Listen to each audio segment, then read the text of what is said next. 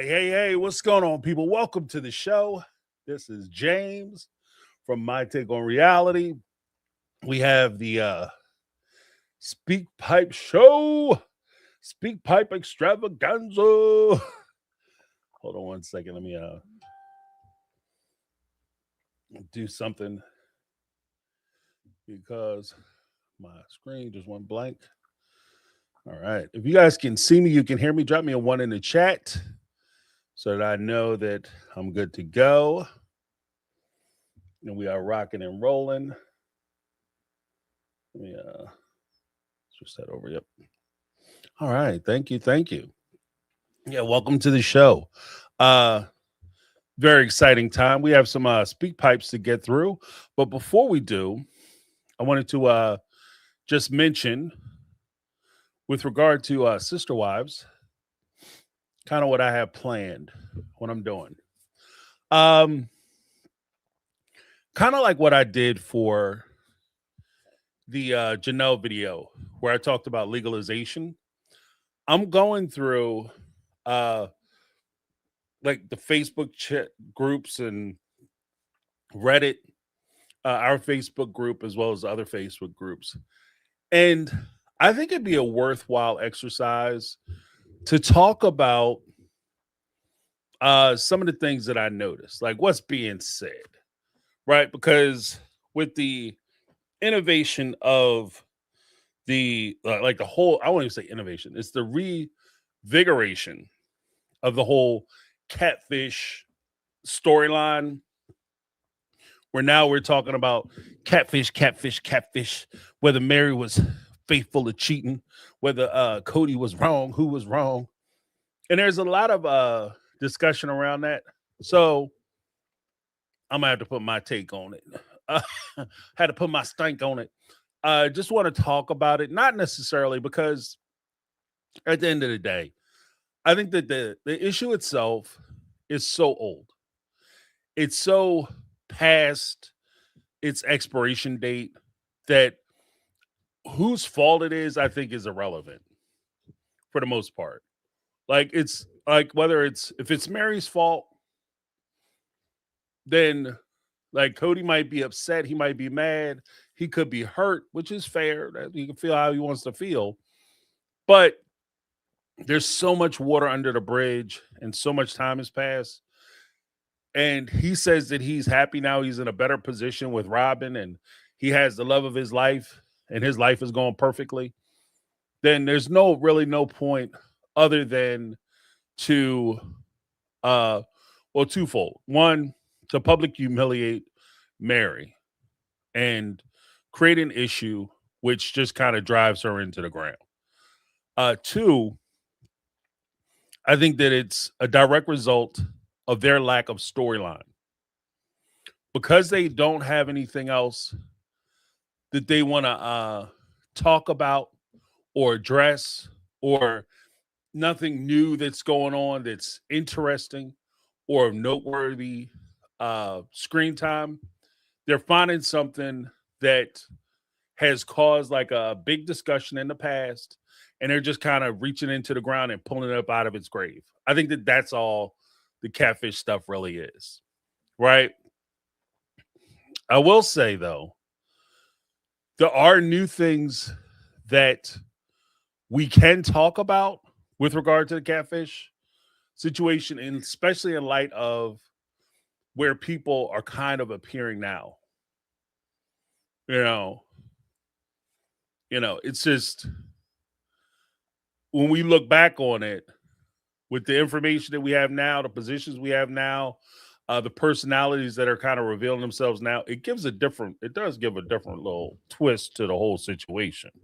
And I want to talk about some of those things.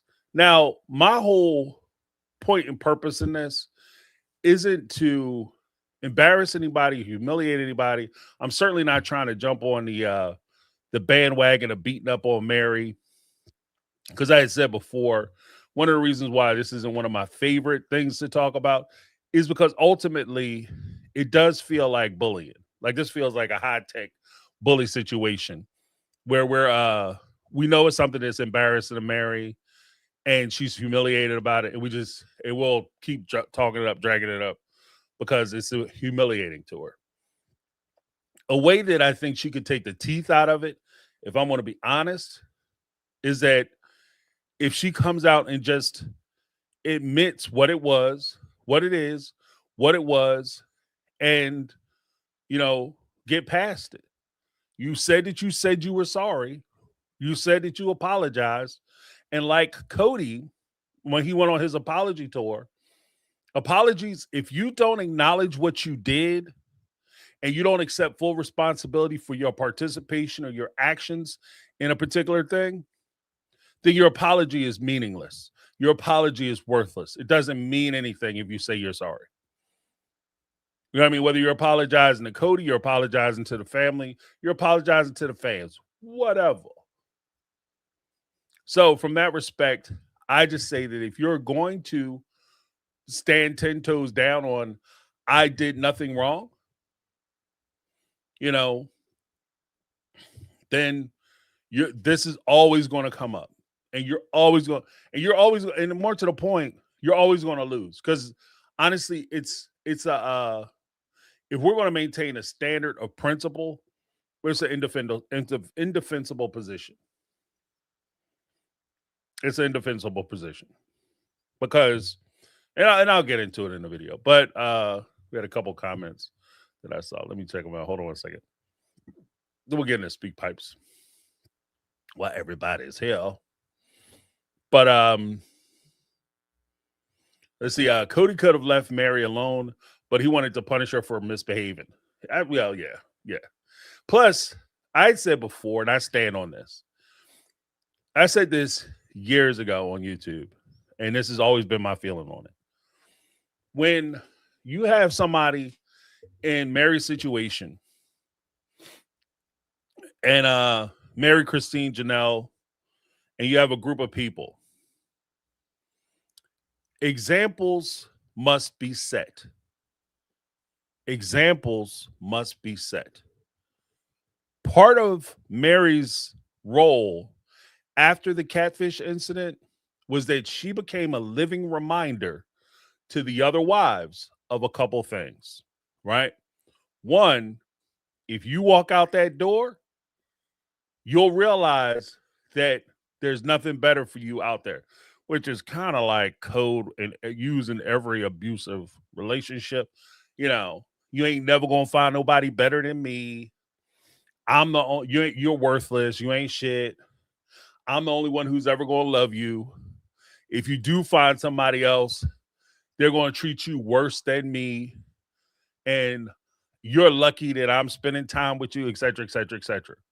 She basically represented that point. So if any of you women ever think about leaving, look at Mary. She becomes that example. Look at Mary. She went off, thought she was going to get this handsome, successful, beautiful man who was going to love her and care for her and do everything I wasn't doing. Turns out, one, that man wasn't real. Two, it was a woman. Three, they had nefarious ideas of taking advantage of her. And then all of a sudden, that's what the storyline is. And you just keep, every time you get in an argument with somebody, you can leave, be like Mary then, because you're an example. You know? So, and two, she, like kind of what Lizzie was saying, she becomes a reminder as well. So not only are you an example of what can happen if you leave, but you also become an example of, if your ass step out of line, I'm going to Maricize you, and that's going to be it. You're going to be a Mary. And I'm going to treat you like I treat Mary. I'm going to do you like I do her. Because even when Cody told Christine that he wasn't going to sleep with her no more, what did Christine say? He ain't going to do me like he do Mary? And why would she say that? Because Mary is the example.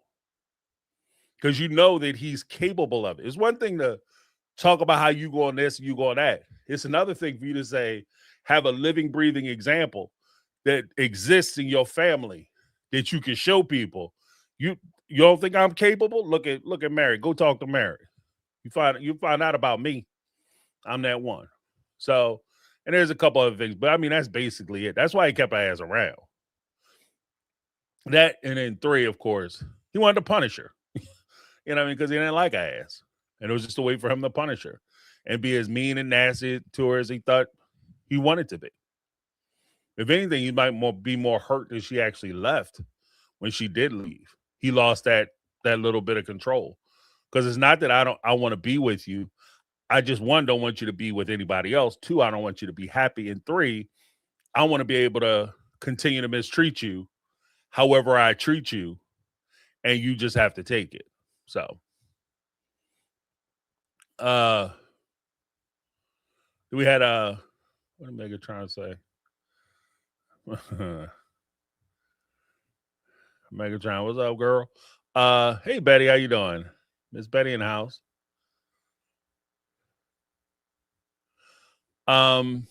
Says Megatron said, tell the truth about it, and that Robin orchestrated the entire thing. Well, see, that's the whole thing too. It's because I don't know why Robin and Cody even agreed to this shit. We're gonna make Mary look like crap. Yeah, but the fans already know that Robin was involved. The only real question is how directly involved was Cody? Because we already know that Robin is involved. There's no way around that shit. Right? So like I don't know why I wouldn't even entertain catfish. If I did something wrong, shit. Man, catfish. Ain't talking about no damn catfish. I slap the shit out of somebody. I go to a restaurant, they be like, what they got on the menu? Oh, they got steak, pork, and fish. Oh, what kind of fish they got? They got salmon. They got halibut. They got catfish. I step back and slap the shit out. We catfish. Don't be talking about no catfish to me. I ain't know nothing about no catfish. I don't want no catfish. What comes to the French fry? What kind of fish is it? Catfish. Not my ass. You know what I'm saying? Because I know that if we start talking about catfish, my part might come out. So I'm good. But I would even say, did Mary set them up? Robin set Mary ass up? Absolutely. Absolutely. She set her ass up. The only real problem is that Mary went along with it. Because it's like if I go out with my friends and my friends are all single and they want me to be single too, or they want to have fun and maybe they meet some young ladies and they're like, oh yeah, James, he be wild and crazy. We get him fired up or whatever, get some drinks on him. He Mr. Talkative man. We could ride that in on the back end. And I go over there with him. It don't matter how much my friends encourage me. It don't matter if they set me up, put me like for some reason we go somewhere and we got a hotel room. I don't know why you would be away like that, but we go somewhere, we got a hotel, and one of the dudes, my buddies, let a woman into my room. Right? I can't mess around with her, come home to my wife and be like, yeah, that's because Joe set me up. He brought the woman up in my room knowing I was drinking and I wasn't feeling good, and she brought the woman in my room and Nope. Either put her ass out or you leave. That's the way that worked. Because everybody got to carry their own water. So do I think Robin set her up? Yeah, absolutely. But all the best setups in the world only work if you go along with that shit. Now, I don't know. Like I'll get more into it in the video, but here's my thing. I don't believe in cheating. Right? I don't believe in cheating. My thing is this, and in addition to not believing in cheating, being a big fan of cheating, I also think that if you're going to leave somebody, you never leave somebody for somebody. So if I'm going to leave my relationship, I'm leaving my relationship because my relationship doesn't work. And if I meet somebody whom I wish to spend time with after the conclusion of my relationship, then if I'm a smart person, I'm gonna try to give a little time so that I have a little space. I could do some healing, and I'm not dragging bad experiences and luggage into my next relationship to ruin that relationship too. I might have to, I'm taking accountability for myself, so I might have to do some work on me, because relationships oftentimes don't fail because one person is awesome and other person's an asshole. One person walks on water, the other person sinks like a lead stone. It's usually, hand in hand. One person could be a complete jerk, but is there something about me, which maybe I'm not a jerk, but maybe I'm tolerative of that. Like, I'll tolerate it. Maybe there's something about me where I encourage it or I enable it. Maybe there's something about me where that's, people have self-destructive tendencies. Maybe I'm looking for that shit. That's part of my, she's so sexy. She get worked up, son.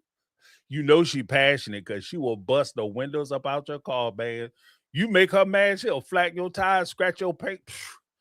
That's love right there. Maybe that's me. That's something I need to work on. And I'm not going to figure that out, you know, rock skipping in a different relationship. So I got to figure that out for me. So I might need to take a little time, but I'm not leaving a relationship for another person. And unfortunately for Mary, she had a bad relationship, but she didn't find it in herself to leave that relationship until she thought she secured another relationship. And because of that huge weakness, when that person wasn't who Mary thought they were, she tried to revert back into her old relationship. And that's how, and by doing it that way, that's how Cody got at. That made her even more vulnerable. Like I say, if you're going to leave, leave. And once you go, stay gone. Don't, oh, shit. This girl was making all kinds of promises and that shit didn't work. So I'm going back to my other relationship. And we'll talk about it. Because I think there's other parts of it that people are kind of ignoring as well. Yeah, there's other parts of it people are kind of ignoring. We'll talk about it. But Megatron was this. Mary has to be honest with herself before she can speak the actual truth, not her truth that's being tainted in denial and cloaks of charity. Robin set up. Yeah. You gotta be honest with yourself and recognize your part in it. Recognize your part and just own your shit. Own your shit. And it's not your job to own anybody else's stuff, carry anybody else's weight. Just own your stuff. Is this Betty had something? Miss Betty said, when someone loses power over you, you go from perceived weakness. Yeah. Yeah, because they think they got your ass. Absolutely. They think they got you.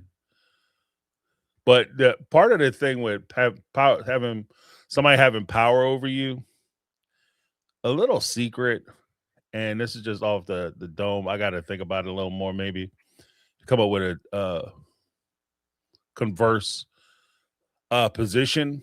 But in most cases, I'll say it that way. I'll give it a qualifier. In most cases, people don't have power over you unless you give them that power. Like Cody can say whatever he want to say. And when rubber meets the road, it doesn't matter from Mary's perspective what Cody says unless she gives him the power to matter and be relevant to her. Now that's just in like interpersonal relationships, but because she tied her finances up, he does have some issues and some power and control because he's controlling so much of her wealth. But let's see, Jody Periscala with the 9.99 super chat. Catfishes know how to play on vulnerable people. Lots of the elderly get taken. Their internet is full of vultures. You never know who is being behind the keyboard. Absolutely. Absolutely. And like most cons, the truth of it is that they always sell you the roses and not so much the manure. So it's, like the guy that Mary was involved with, and in many cases, the catfish people that you'll be involved with, the shit's too good to be true. Like it's so crazy. It's so amazing. Like the guy Mary was supposed to be talking to, like, holy shit. Like that guy was like I don't know if like, I don't be a dick, but I don't know if 20-year-old Mary could pull that dude. Like, you know what I'm saying? I don't know. Like, it's just, because most of the catfish situations I've seen, it's always somebody like, holy smokes. If you met this woman or you met this man in real life, would you talk to them? Like, do you think they would talk to you? I'll put it that way. Do you think they would talk to you? Like, because you must be turning people down left and right. They're like, oh, they just, my girl, she's flying in from Brazil, super mega model. She from the island of Potiguar. She's a Guyanese princess. She's from Ghana. Like what? And you were working at the Sugar Shack, mopping floors. Talking about your girl going to swoop in and take you away and put you up in a penthouse in New York because she got money like that, and she's 34 years old. She's a virgin. She says she saved herself for a man just like me. So why you giving her your check? I'm not giving her no money. I'm just giving her my bank account so she can start making deposits.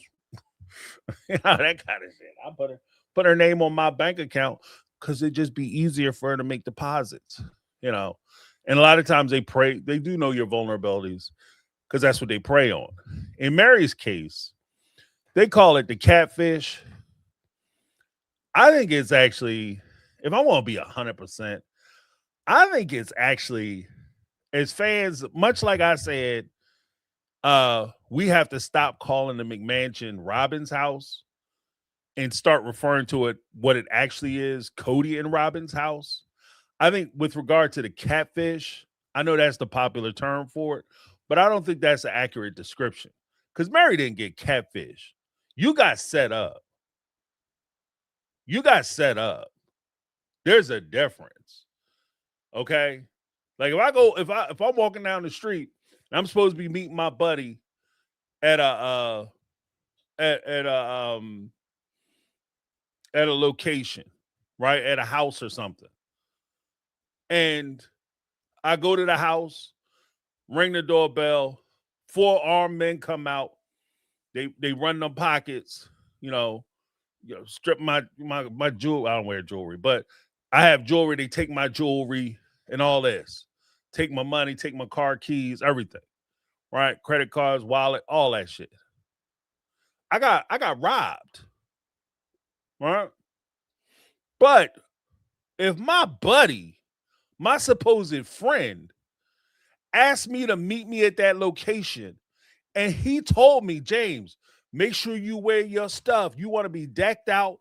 You want to have at least walk in there with at least 1,000. You want to walk in there with a full band, right?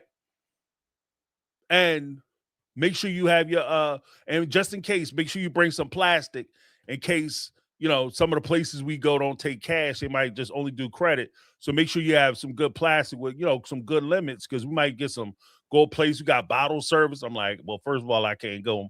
My pockets don't run like that. My bank account don't work like that. But I'm just saying, if I had it like that, and that's what my buddy said to me, I did not get robbed. Okay, they might have stole some shit, and on the police report, it's going to say I got robbed. It was a robbery, but I got set up. This is because robbery sounds like, oh, you just walking down the street, some shit happened. Mary was just on the internet talking to some people, and this nefarious person just dropped out of nowhere and started hitting up online. That's not what happened. Mary's ass got set up. She got a dude. She got a person who presented themselves as a man who was custom made for Mary. Not somebody who was just out there and Mary saw him on Instagram or Twitter or Tinder. I'm about to say Twitter. On swipe left on Twitter, swipe left or swipe right or whatever on Tinder, and scooped him, and it turned out, made a mistake. That's not what happened. She got set up. So when we call it the catfish, I encourage that we put that caveat on it. Because if I gotta look through it, because there's probably a better way to say it, but Mary ass got set up. So I don't even really feel comfortable calling that shit a catfish. You know what I mean? Because she ain't get catfish. Catfish is something, is a lot less personal. This was way personal, So, but yeah, definitely. And because it's one thing for them to play on general vulnerabilities or talk to you on the phone and find out what your shit is, figure you out. It's another thing when somebody in your camp gives detailed maps on all your vulnerabilities, on how to get into your fortress. You know what I mean? Some traitorous son of a bitch give away all that information. That's not just a random thing. That's not a random thing. But I think that, especially vulnerable people, that's why you gotta look out for your people who might not be as savvy. Typically, they put it on old people, but young people get it too. You know what I mean? It's old people and women. No, men get set up all the time. That situation I talked about, like, they've been doing that. Like, women and stuff have been doing that to men forever. When I was a kid, before the internet, like, I can actually say that shit. Ain't that scary?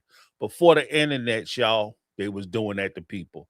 Women would say, meet a guy or talk to a guy, invite him someplace. He get there, and dude get robbed, butt booty naked. Just take everything. You know what I mean? That shit is not new. And you got set up. That's not, you get catfish. You got set up. Like, Mary ass got set up. The only thing that I'm pissed about is the fact that she won't come out. She kind of dances around it now. Even in our conversation where she says, I don't trust Robin because she mentioned some things that maybe the catfish knew and blah, blah, blah. She don't come out and just say with a whole chest, yeah, Robin set me up. Robin did that shit. I went along with it. Here's the caveat. When I want to hear the whole statement, Robin set it up, and I was foolish enough to go along with it. I made a mistake going along with it, but she did that. She did that shit. So she's sitting here trying to play Miss Innocent. I don't know what happened. I don't know. I do that and all that. She set me up. So we both guilty. I'm saying, Robin, come on, sit over here next to me, because we both guilty. But thank you, Jody Pierce.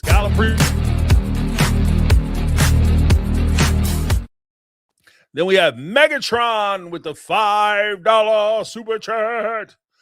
Nobody can convince me that Jen hasn't told Mary the catfish was orchestrated by Robin and Cody as a way to get the legal divorce and him to dog her publicly.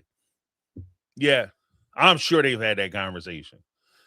And the thing that actually might annoy some of you, I can see them having a conversation where Jen says that, and I can also see Mary getting pissed off at Jen and threatening to cut her off because she doesn't want to believe it.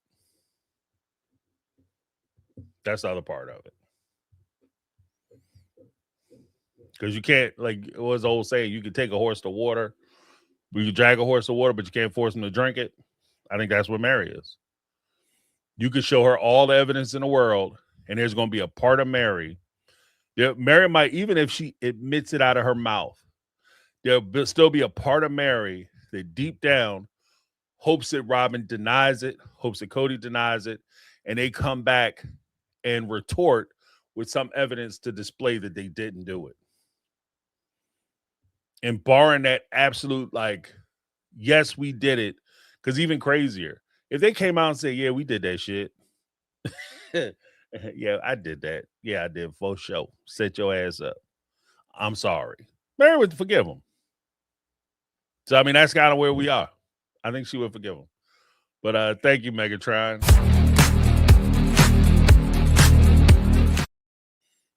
That is what it is. I mean, it's not my business. She ain't mad. I ain't mad. I'm done being angry for people. You know, I'm done being angry for people. If you're not mad, I'm not mad. What I'm mad about, you know, like, I'm not gonna lose no sleep. Like, you okay with it? I'm okay with it.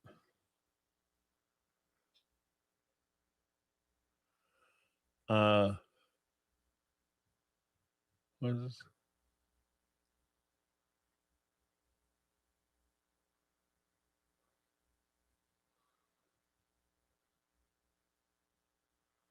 Let's see. Carmel Cuties said the message leaked back then. Other CC posted it where Kendra and Robin were discussing how Mary was a biatch who didn't deserve a baby. Damn. Saying God was punished over with. Oh shit. What? What? Oh, ooh, what? What? Oh my goodness. Mary, I don't know, girl. I don't know. If that shit is true, I don't know how you even. I only got 2 words for you. On site. Understand what I'm saying? On site. Look, y'all can meet me somewhere. We could do this one, like my boy Bruce said, like my boy Bruce Lee said, in Fist of Fury. We can do this one at a time, or we can do this all together. And if you don't want to meet, I'm telling you right now, I'm putting you on notice. On site.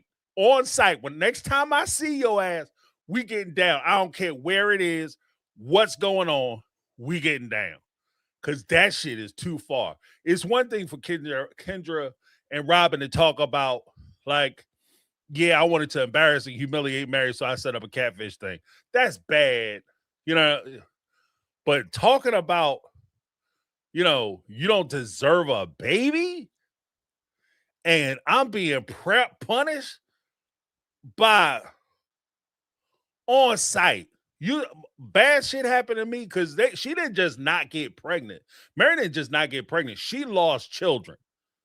She had miscarriages.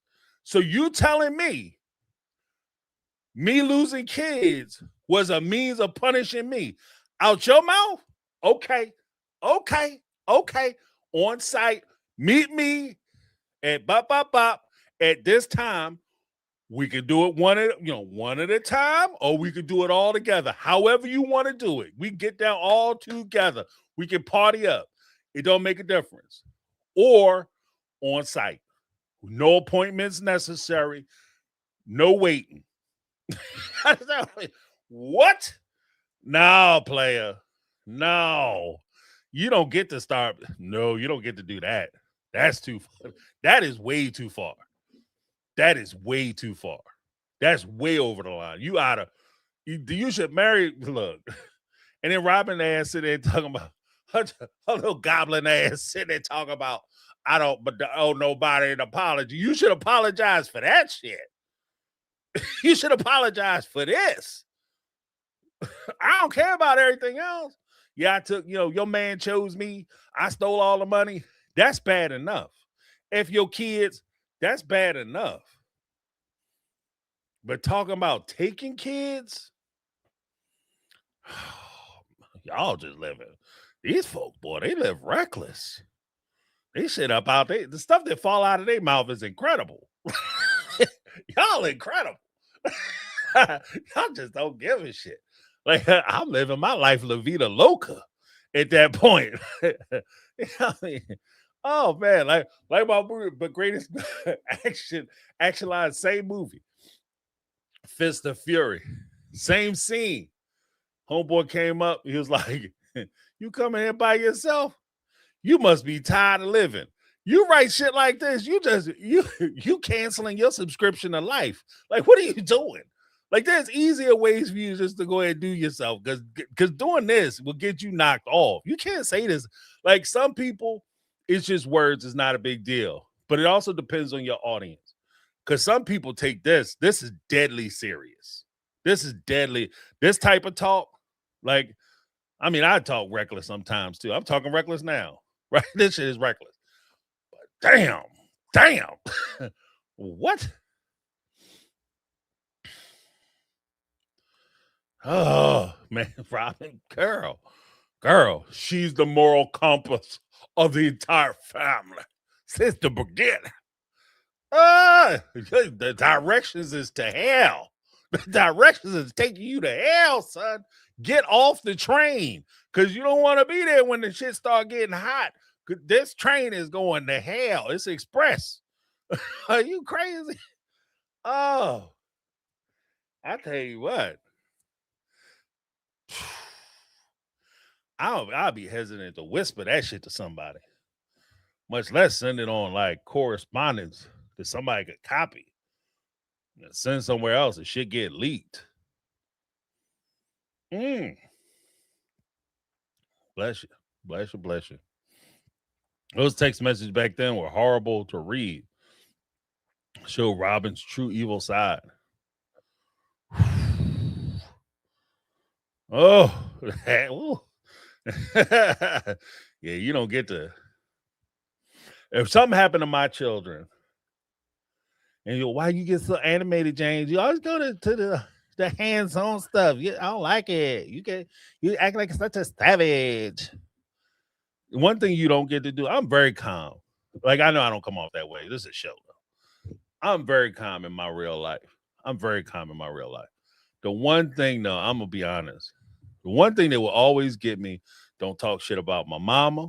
Don't talk shit about my family, my dad, my brother, my mama. That's a no bueno. As I got older, don't talk shit about my wife. Don't talk shit about my kids.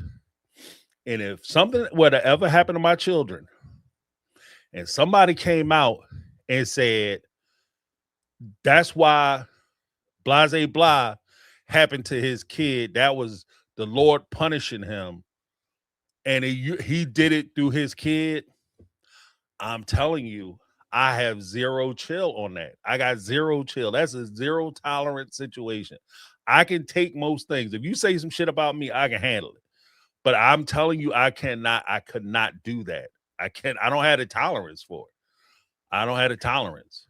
And if you can't fell up out your mouth talking about something happened to my kid because I did something to your ass, you trying to tell me the Lord is hurting my child because of something? He loves you so much, he gonna hurt one of my babies? See, I'm gonna have to beat the blaspheme up out your ass. That's what that is. I'm doing you a favor, because I'm gonna beat the blaspheme up out your ass, because that's blasphemous. That's crazy. That is crazy. I can't do like that shit. Get me kind of fired up. Now I'm thinking about it. I put myself in that situation, and I'm telling you, it would get wild. It would get wild. Because I'll pull up to your house. Like, I don't give a shit. I'll ask you, you know what I mean? I'll ask for you at the door. Are they home? Yes, yeah, please send them outside, unless you want your living room towed up. Send their asses on out so they can get what they got. You know, what you're not going to do is put my child in your mouth over something I did to you. If I did it, be a whole ass, for me, be a whole ass man. Come to me and say, James, I don't like what you did. You asshole. Whatever you gonna say, you're bastages, whatever, right? And you say what you gonna say to me. And from there, we go argue back and forth, call each other names, whatever the case may be, bump chests or whatever, in the street, whatever. But don't ever fix your mouth. Don't ever fix your mouth to say that my child or children deserve pain and suffering because somehow you're highly favored.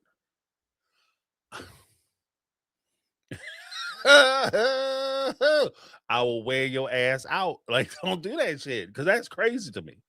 That is insanity. I mean, even that shit, like, Cody, I get that's your lady, and you're gonna have to have her back in public. I get that shit. But that's definitely one of them things where Cody, when that shit came out, Cody should have pulled Robin up, like, you need to apologize for that shit, because that's too far. I don't like ass either, but that is too far. That's too far. Me, I don't mind Mary, but Mary to me is pretty much par for the course in this situation. But like, that shit is too far. Like, bruh, I don't care how big an asshole she was to you. She said some shit to hurt your feelings. You're a man. If she disagree with you, bro, Cody, you're a man. Take your ass over there.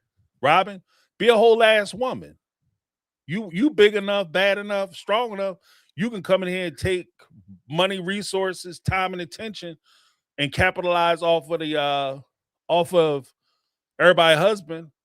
You that big a woman, then be a big enough woman to walk over there and say, look, I got a problem with you. Bop, bop, bop, bop, bop.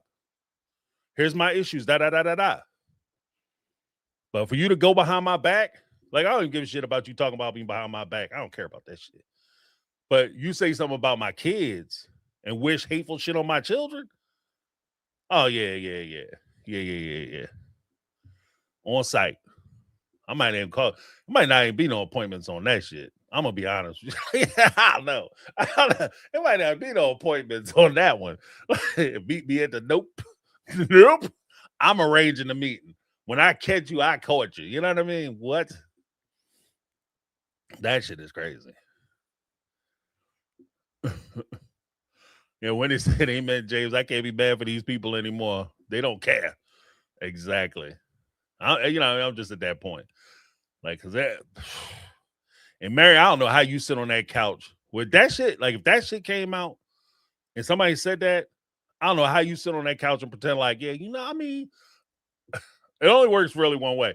Well, I'm just saying, like, if they want to be cool and stuff, I'm down to have a conversation. Oh yeah, Robin comes. That's that shit where the only way I can see a situation like that for me is like back in the day, somebody getting a squab or whatever, and you break them up, you pull folks apart, and you be like, nah, man, I'm cool. Let me go. I'm cool. Hey, man, let me shake your hand. Come on. I'm cool, man. Just back up. Let me shake your hand, bro. Don't do that shit. He's just trying to get close to you again. He's trying to get within arm's reach. And he gonna tag your ass. So don't do that. So if that's what Mary doing, okay, I get it. But I don't get, like, I would never want to speak to you again. Like, cause they don't make enough.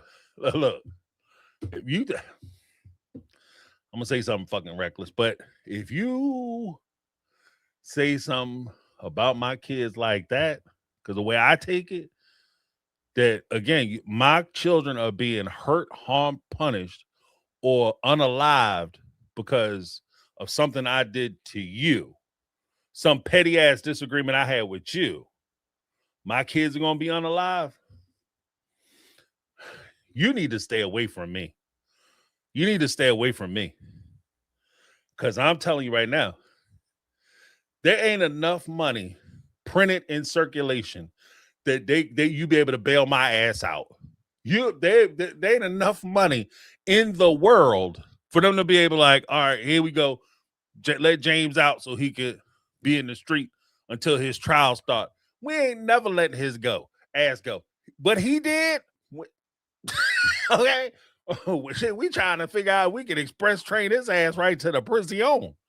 You know what I mean? They are currently building a place we plan on storing his body and his bones after he died. For what he did, after that shit, you don't get the nope. You need to stay away from me. So no, there ain't gonna be no reunion tours, no friendly fest. We not cool. After that, like even like I'm gonna keep it a buck because I don't think like violence is always the way. I don't think violence is the way. And when you start having shit to lose, you know, freedom, the ability to see your kids, you're not helping them, you know. So what you do is, like I say about most temptation, you remove yourself from situations like that. Because clearly, if you talk that reckless, you don't give a shit about yourself. The way I see it, you don't care about yourself. Because you put me in a position where you want me to do something to you. Because like I said, you just tired of being here. You like, I'm canceling a subscription to life. I want to be able to get on to the next chapter. And I'm not going to oblige you. So you need to stay away from me. Because that's crazy. That's crazy. I ain't hear that shit. That's crazy. That's cray-cray.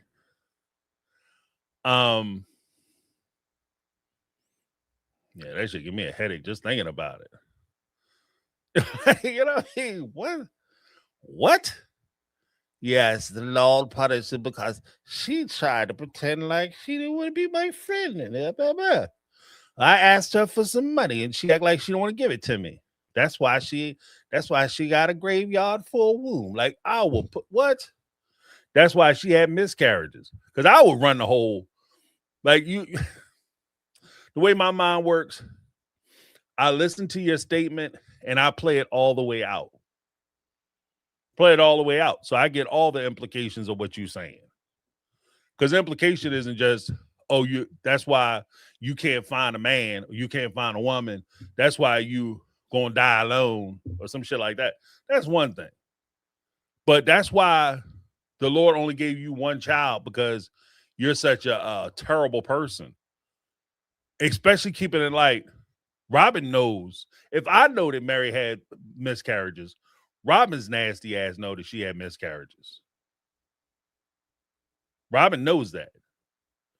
And to say that the Lord, you know, killed your womb and made you infertile, meaning that the children that you did have, he took because I did something to you.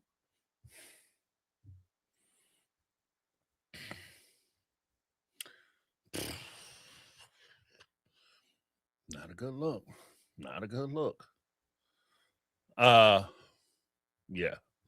Megatron with the $5 super chat. The the catfish showed up when the nanny niece Lindsay did in Vegas. The friend Kendra implicated Lindsay in her interview that I watched. Yeah, you know what? I heard that too. That that's how a lot of it was clarified when they were doing that. Like, because they were trying to shift blame because the truth started coming out and everybody's scared that they're gonna be the ones, you know, caught with the hot potato. So you start trying to pass the blame around. But either way, they the same way I blame Cody for a lot of this shit. They, even though Robin was manipulative and, you know, she was orchestrating a lot of things behind the scenes, I've always taken a position that none of it would be possible without Cody going along with it. Lindsay and Kendra were Robin's people. And none of the things that they tried to do would have been possible without Robin's influence and her going along with it.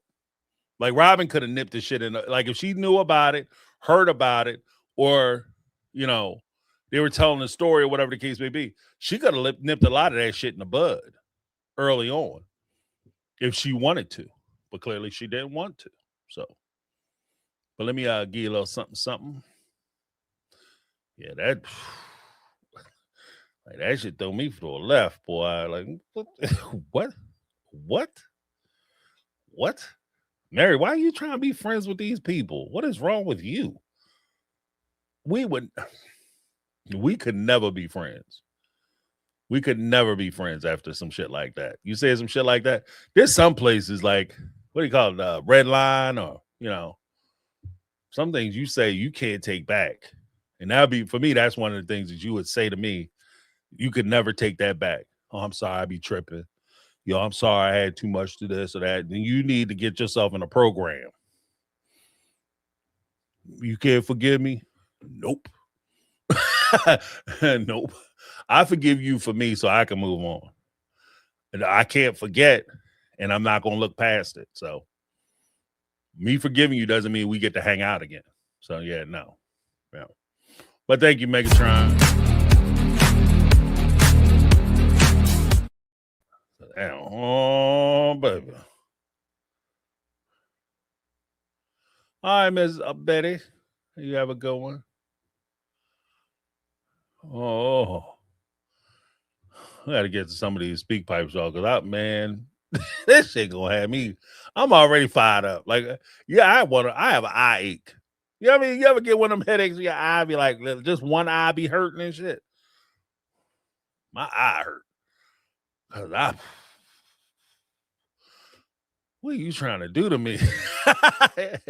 Oh, what did you say?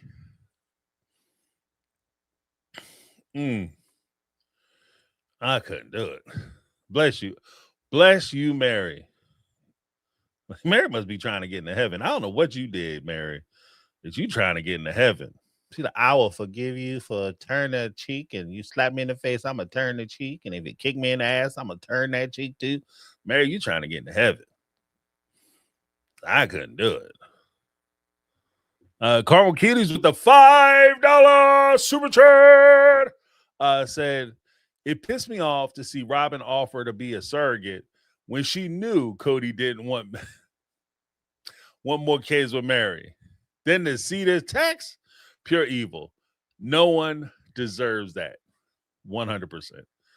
Because like I said, even with Mary, like Robin, I tried to offer Mary a surrogate because I know she struggled with children. You didn't offer me shit. If you knew full well that, you understand what I mean? You knew full well there was no way, because the only way that shit works is if Cody agrees to it. Cody wasn't even really spending time over at Mary's house at the time. There was absolutely no way Cody was giving Mary another child. And he was they knew at that time when she had Solomon, they knew that Cody had melted down his ring, his wedding band with Mary, because he didn't want to have her to have no more control over him. So why the hell would she even think or entertain the idea that Cody would be willing to give her a baby? He didn't want her to have no claim on him with a piece of jewelry. A piece of freaking jewelry. There's no way in the world he gonna give her a baby, not on purpose. If they had a baby, it'd be one of them, oops, I'm midlife, one of midlife mistakes. You know what I mean? Instead of a mighty stream, he had a dribble. I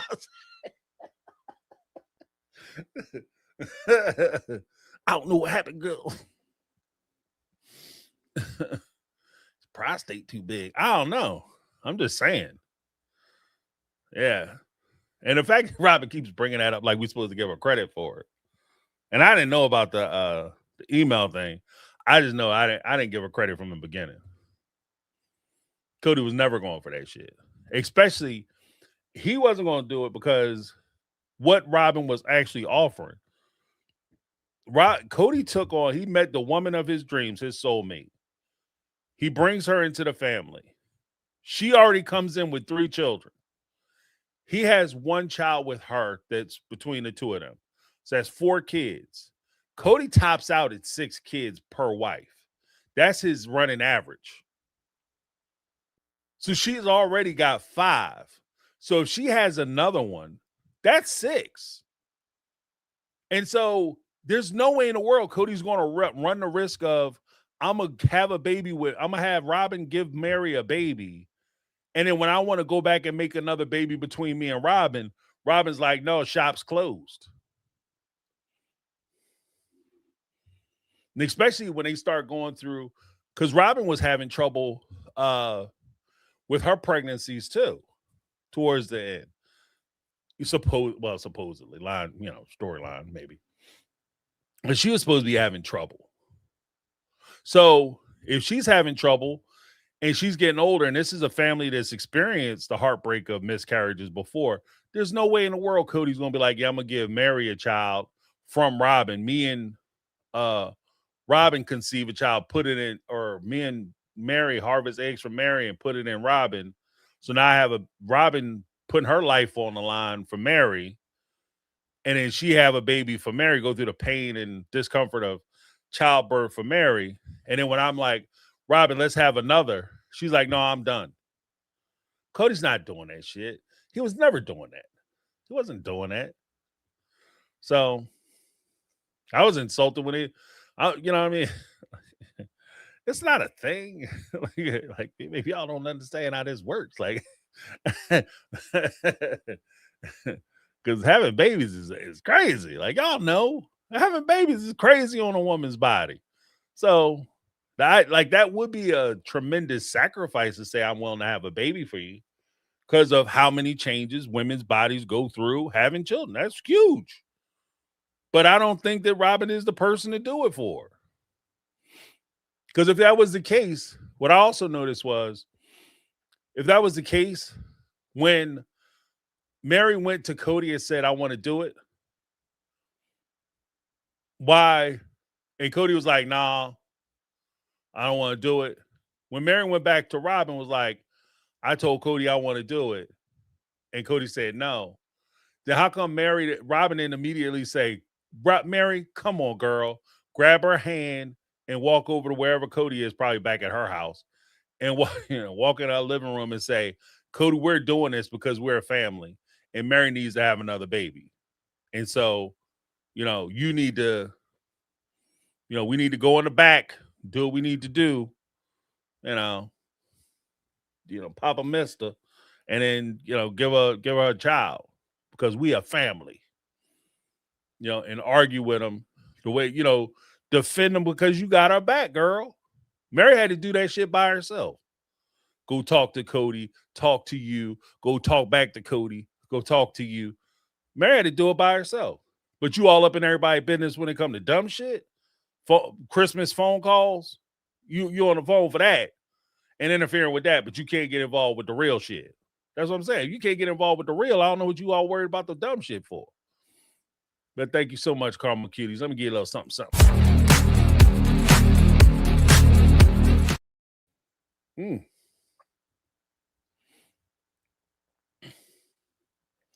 Then we have Megatron with the $2 super chat. Said Christine, the only one I've seen call Robin and Cody out on camera. Yeah. Consistently. Like every now and again, like Mary or Janella get a flare up and they'll say something, but then they always kind of take it back. That's what makes it shit corny. Yeah, I mean, he never stand on it. Like, yeah, I said it. F Cody, you know what I mean? F Curly Q. I don't give a shit. Say what I said. It's always like, well, he got a thing going on. Okay, especially now, Christine's a wild card because she married, got a whole ass man, and she don't need Cody for nothing. And that's, that's why Cody trying to push them NDAs off. We need to get some NDAs signed so that way we don't embarrass each other. So you don't get embarrassed. Because you got this wild woman who's sitting there talking bad shit, and she ain't got nothing to lose.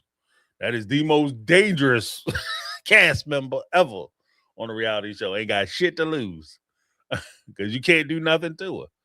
But thank you so much, Megatron. Yeah, one more, then we're going to get to that. Speak poops.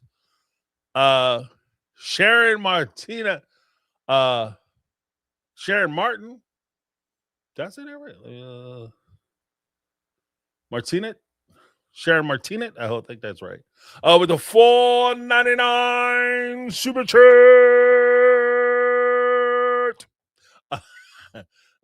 Like Vera said in Harlem Nights, we can all be some fight mother effers up in here. Don't start nothing, won't be nothing. That's what I'm saying. like, like I call Robert's ass up, be like, you and your girl, and call your friend. Cause I'm about to swing up in y'all place like the Cape Crusaders. You know what I'm saying? Boom! Whap! Whoop! Bam!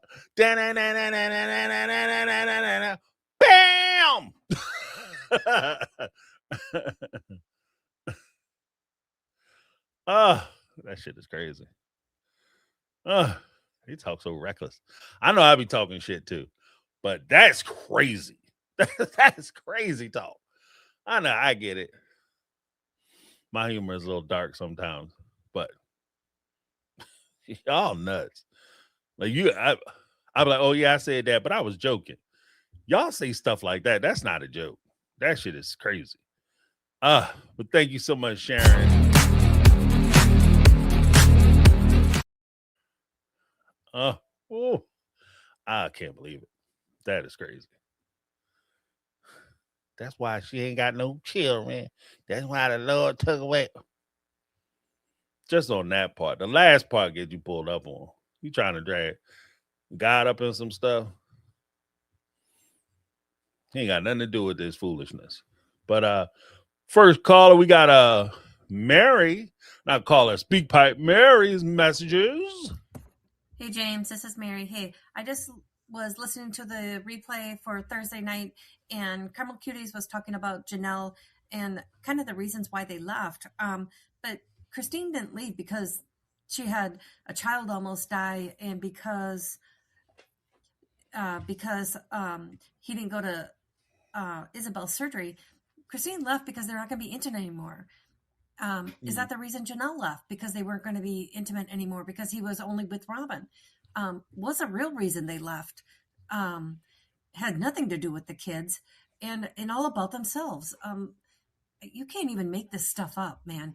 Well, let me know what you think. Yeah, that was actually one of the James, things this that is Mary. Hey, I just was listening to the. Sorry about that. That was actually one of the things that kind of I've been touching on too. Like we give him a lot of credit, like, oh yeah, Cody went too far, started messing with the kids. But it wasn't because of the kids that they stopped messing with them. And that's part of the problem. That it wasn't because of the children.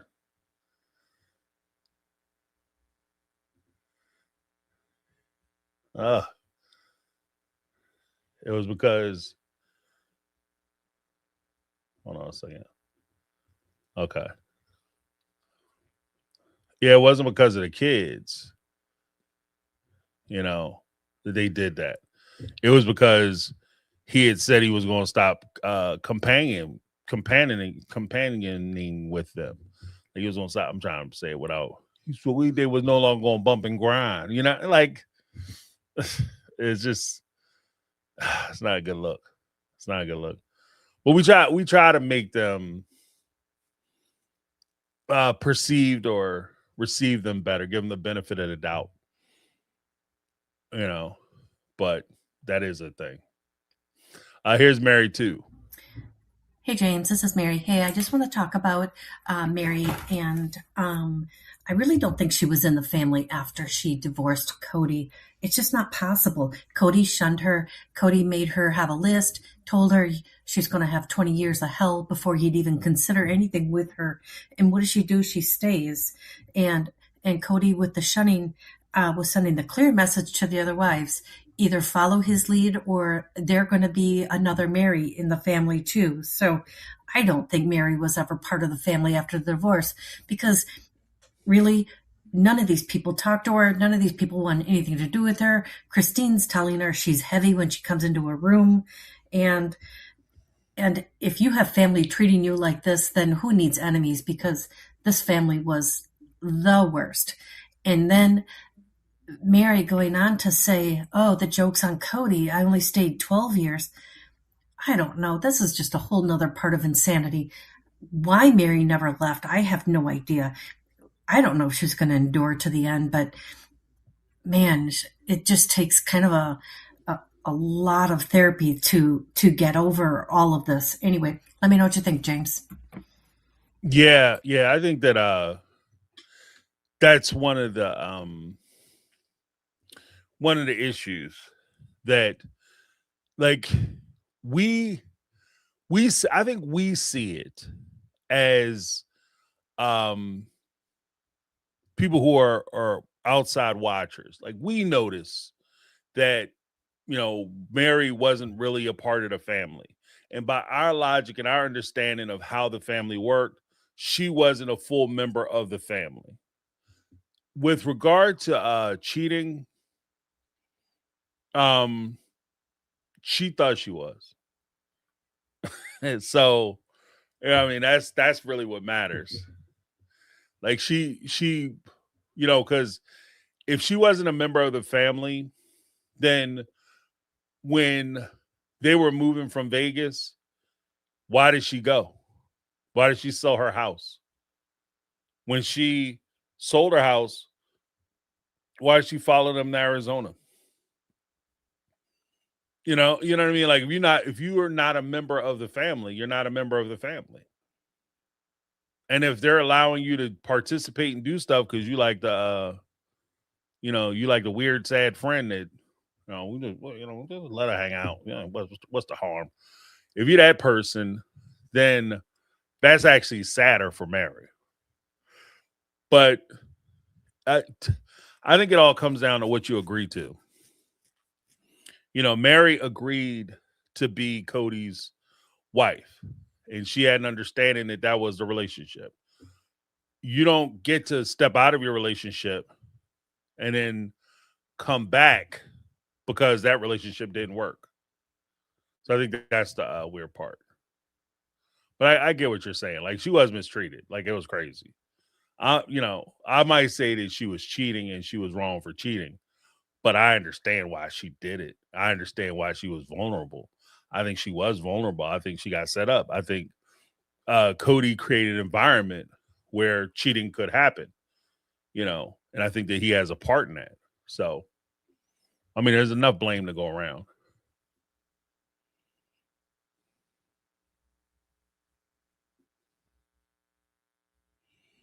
What's this? Gloria Lopez said, fast forward.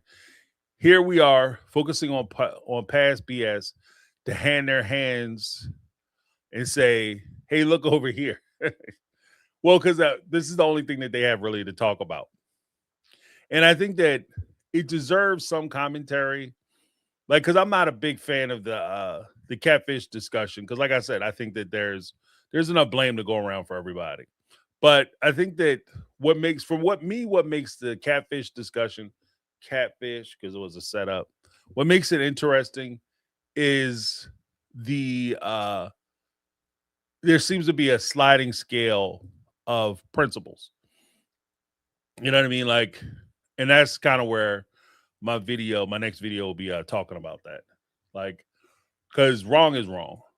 And if, I just want to flesh out the idea of when is cheating, when is wrong. You know, uh, with regard to Mary, like, I get what she did. I think that Cody's like, it's completely forgivable if we're in a better place. I think that Mary, I've said this before and people got mad at me, but I'm gonna keep saying it. Mary is getting bashed over the head with the catfish shit because she can't admit what she did wrong. That's why it keeps getting brought up. Because if Mary admitted what her part in it, what she did, and said, yeah, I did that shit. Yeah, I thought I had a dude. And if the catfish was the man that they presented themselves to be, I'd have been gone. Because first of all, he was the guy that, picture they used, way better looking than Cody. He's supposed to be like 6 something, way better looking, way more successful. Complete package. She has a better relationship with him. She can sit up there and giggle like she do with Jen with this dude. You know what I mean? Supposedly, she was gone. And she'd say, yeah, they got me because did you see that? Yeah. what I was working with, I got. It is what it is.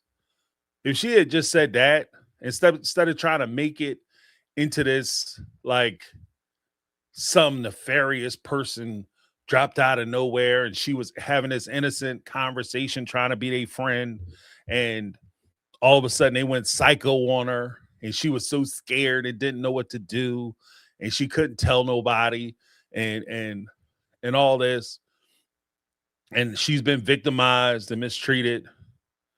When you turn it into that, then that creates a different set of circumstances because you're still not the victim. Because as far as I'm concerned, if I was one of the OG3, and yes, even Cody, not even OG3, if I was Christine, Janelle, yes, Robin, yes, Cody, and this was going on, and you're saying that you're scared because supposedly this man has your house bugged, something she said during one of the episodes. He must have been bugged my house or something and spying on me with cameras in my house because he knew about personal conversations I was having. As it turns out, it was Robin, but he knew about personal conversations I was having, things I was saying, things I was wearing, what time I was coming on. So he was watching and keeping in mind they lived in Vegas. They lived in a gated community. That was a gated community. So somehow this man hopped the fence, broke into Mary's house, and set all this shit up. And she didn't say anything. And I'm living next door to you with my kids. And I'm thinking my kids are okay. I got my kids walking in and out of houses. My door and shit is open. And I got my kid walking across the little cul-de-sac to go play with their brothers and sisters and shit, playing out in the street. And this psycho is breaking into your house and you don't tell me that, like this is where you telling one lie to try to cover up because you think it makes you look good on one end makes you look way worse.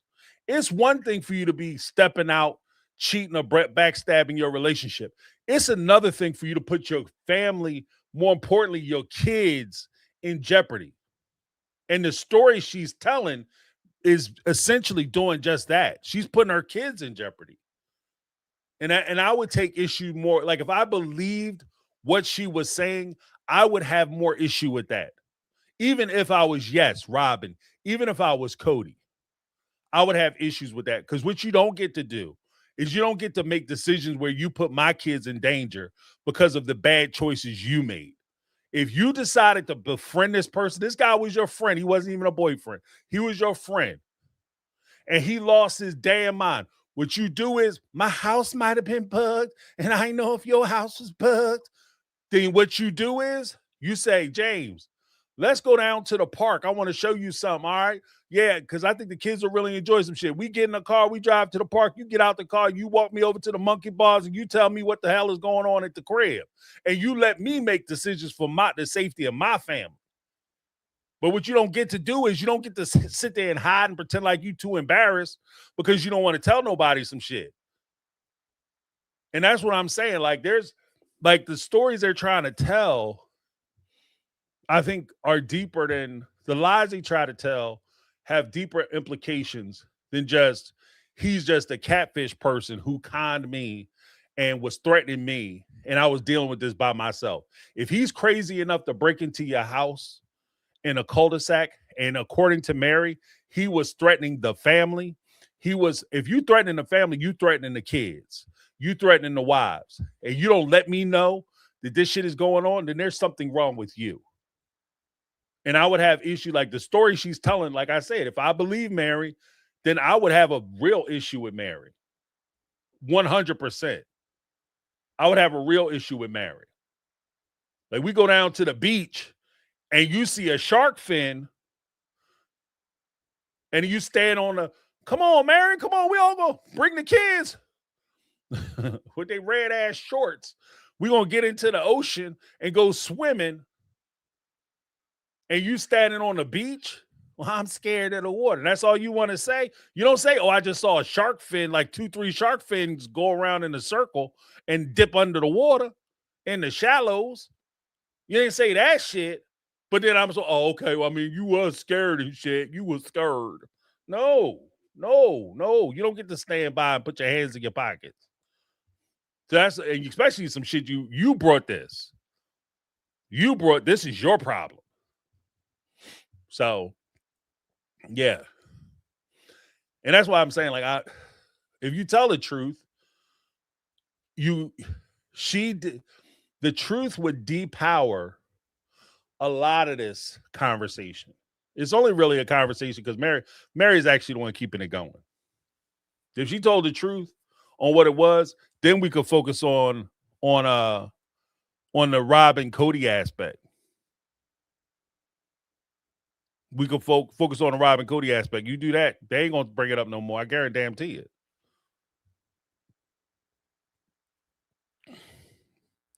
I'll guarantee it.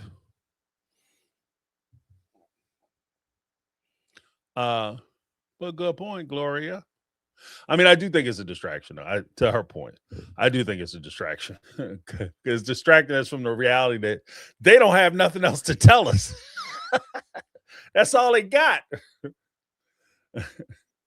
Next thing you know, we're gonna be the next episode, season 21. We're gonna talk about how Logan went to college. Yeah, I mean, Logan's first year in college. Oh, goodness gracious. But let's get to the next speed pipe. Caroline from Canada. It's very lyrical. Caroline from Canada. Hey y'all, Caroline from Canada calling, long time listener, second time calling.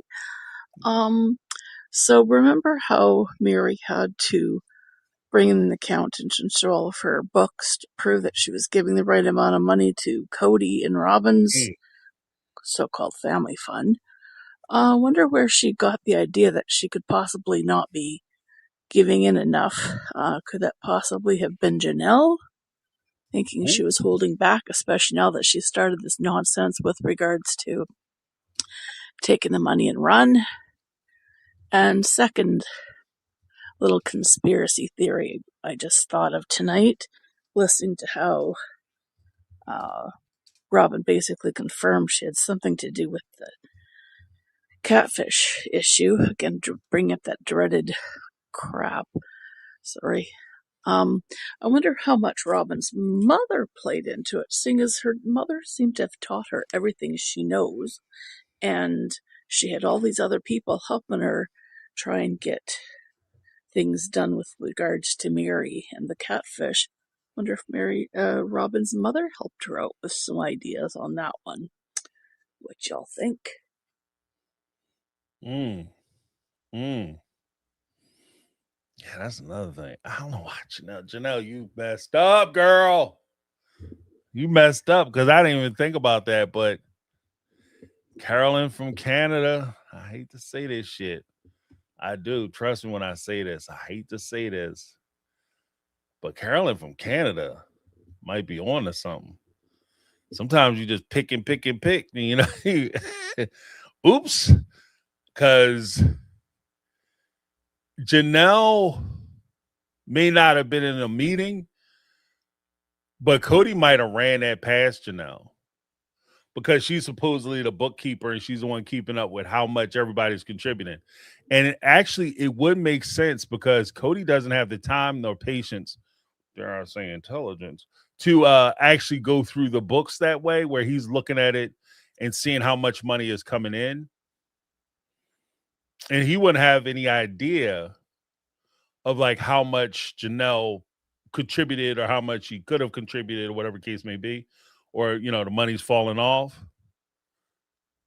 So I don't know. Because it does, because if you step back, doesn't it sound a little bit weird that Mary was the only one who got approached by Cody and Robin about the money? Maybe they approached all of them and said, this is what you, Janelle, Christine, this is what y'all need to do. Or after Christine left, they wanted to like have a culling and try to figure out how much everybody was given. So it would be on Janelle. My question would be to Janelle: did they make you get a accountant to prove how much you were donating? Because Janelle's making money off Plexus. You know, so Cody and them aren't asking, like, Mary's money, outside money, is coming from those MLMs. You know, I think she was in Live, then she was in I'm about to call it Short Pants, but it's not Short Pants. It's LuLaRoe. You know, and she's like making money from that, and then the fact that they're like, yeah, Mary, you need to get a accountant. It's a little weird that she's the only one who said that. And Janelle didn't come right back and be like, I did it too. I mean, it is what it is. We just wanted to figure out where all the money was at. So Cody came to me and asked me too. So the question, let me ask that as a poll. That is, Caroline from Canada. That shit is diabolical. That's straight up diabolical. Whoa. Could you imagine? Janelle, was you wrapped up in that bullshit? Oh, that's diabolical. What are we doing, guys? I hope that's not the case. I want to ask that as a poll. Oh, I never thought about that shit. Oh, hold on. Let me get this up. I'm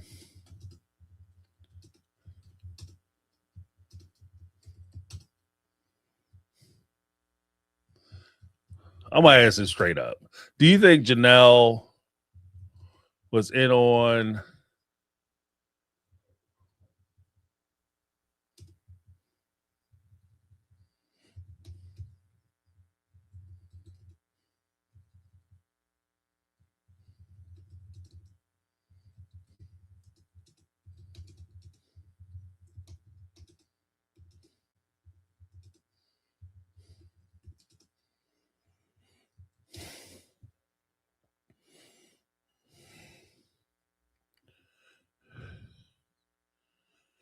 do you think Janelle wanted Mary to get an accountant to prove donations to the family?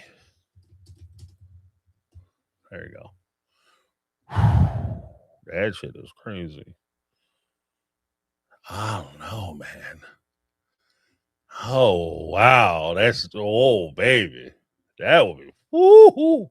If that came out, Janelle, they just sank your battleship, girl. You in trouble. If that ever came out that you was a party to that, that would be the straw that broke the camel's back. Let's go to Candace. Let that populate. Hey, James, this is Candace.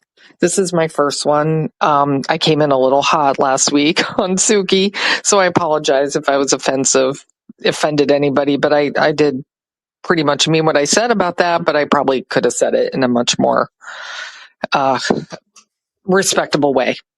Anyway, talking about this, the third or fourth, the last one, I'm to the point now where I'm good if this show ends because there's just nothing more. There's no more life to it.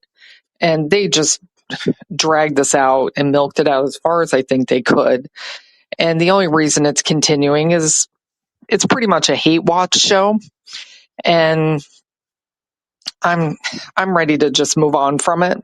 And I'm sure a lot of people are because there's just nothing left.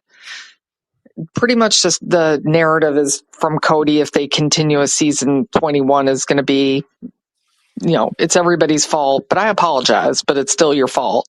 Yeah. And Robin's just going to Robin. She's not going to change. And she's just going to keep on with her narrative of, I did everything. I'm wonderful. And I got kicked off the Brown Island and nobody understands how wonderful I was. I'm tired of that. She can go. I'm done with her. And anyway, I'm going to call him for a second one. All right. Let's go to Candace's second one. Hey, James, Candace number 2. And as far as Mary, you know, I believe she is moving on with her life. She has seems like she's doing good. But the fact that she still says that she is open to being friends and talking to Cody and Robin at the end of the 4th, tell nothing really. I just can't help but roll my eyes at that. I'm just like, girl, these people don't give a damn about you. I don't believe he ever gave a damn about Mary. So people that are trying to take you down and destroy you and drag you for filth and whatever, I don't get it. But be friends with them if you want to be friends. That's on you. But honestly, stay with the friends you have, Mary, and stay away from those demons. And then Christine, really nothing's going on there. She's just gonna renovate her basement, I guess, and do her thing with David. And there's not a whole lot interesting going on there. They're just living their life, and I don't really see anything too interesting that's show worthy there. And as far as Janelle, Janelle's doing her Tata Farm thing and whatever. I don't think that's interesting TV. And Janelle's going to Hold on one second. Hey, James, this is my Candace number 3. Getting back to Janelle, I believe, like everybody is saying on your channel, a lot of us are saying, we believe that Janelle's going to, as soon as Robin leaves him, she's going back to him. So I believe her house is built on the North Carolina Tata Farms, and she just better have a nice room ready for Cody, his workout room, and have a nice king size bed or whatever, and a nightstand for him. Just get it all ready for him, because that woman's going to take him back, I believe, if she can. And once the money runs out, he's a parasite. He's going to look for somebody to latch onto. And I think Janelle's going to feel sorry for him and whatever. That's kind of what I predict could happen. I hope not. I hope Janelle's really done with him, but I question. And as far as Mary too, she'll feel sorry for him if she stays friendly with him, if he's like down on his luck and Robin, leaves him and takes all the money with her. Well, there's not going to be any money. But if she's going to continue being friends with Cody, she better have her bank check ready to go and have all the account numbers for him to pillage. So that's where this is going to go if they continue to associate with him. Yeah, I agree. The one thing I will say, though, is that where Janelle has to be worried, I saw the house that she built up. I saw the house. And it's a decent looking house. It's a nice looking house. But Cody went from a contemporary house, which was the mansion, to another contemporary mansion in the $2.1 million shit show chateau, Cinder Palace. So I don't know if he's willing to go back to a house, because the house that Janelle built is maybe a little smaller. It looks like it might be a little smaller than the houses in Vegas, but it's not what Cody likes. It's not in the main part of town. It's not in a big town. It's not attached to a big city. So the one thing that I would be concerned about if I was Janelle and trying to re-hook up with Cody is that if you hook up with Cody, here's my prediction. Because I agree with Megatron, and I agree with what Candace is saying, what a lot of you guys were saying. When Robin leaves him, he's going to look for a lifeline, especially if his pockets are hurt. He's going to look for a lifeline. The easiest lifeline is to reach towards Janelle. The problem is, and this is where my prediction starts, is that if he gets with Janelle lets him back in, the first thing he's going to try to do is get her to sell that property. The first thing he's going to do is try to get her to sell that property. The first thing he's going to do is try to get her to sell that property. because he doesn't want to live in North Carolina. He doesn't want to live, even though it's 152 acres, it's 152 acres of land in a small town. That's why they were able to get 152 acres. It's not 152 acres in Las Vegas or in Arizona, Flagstaff, Arizona.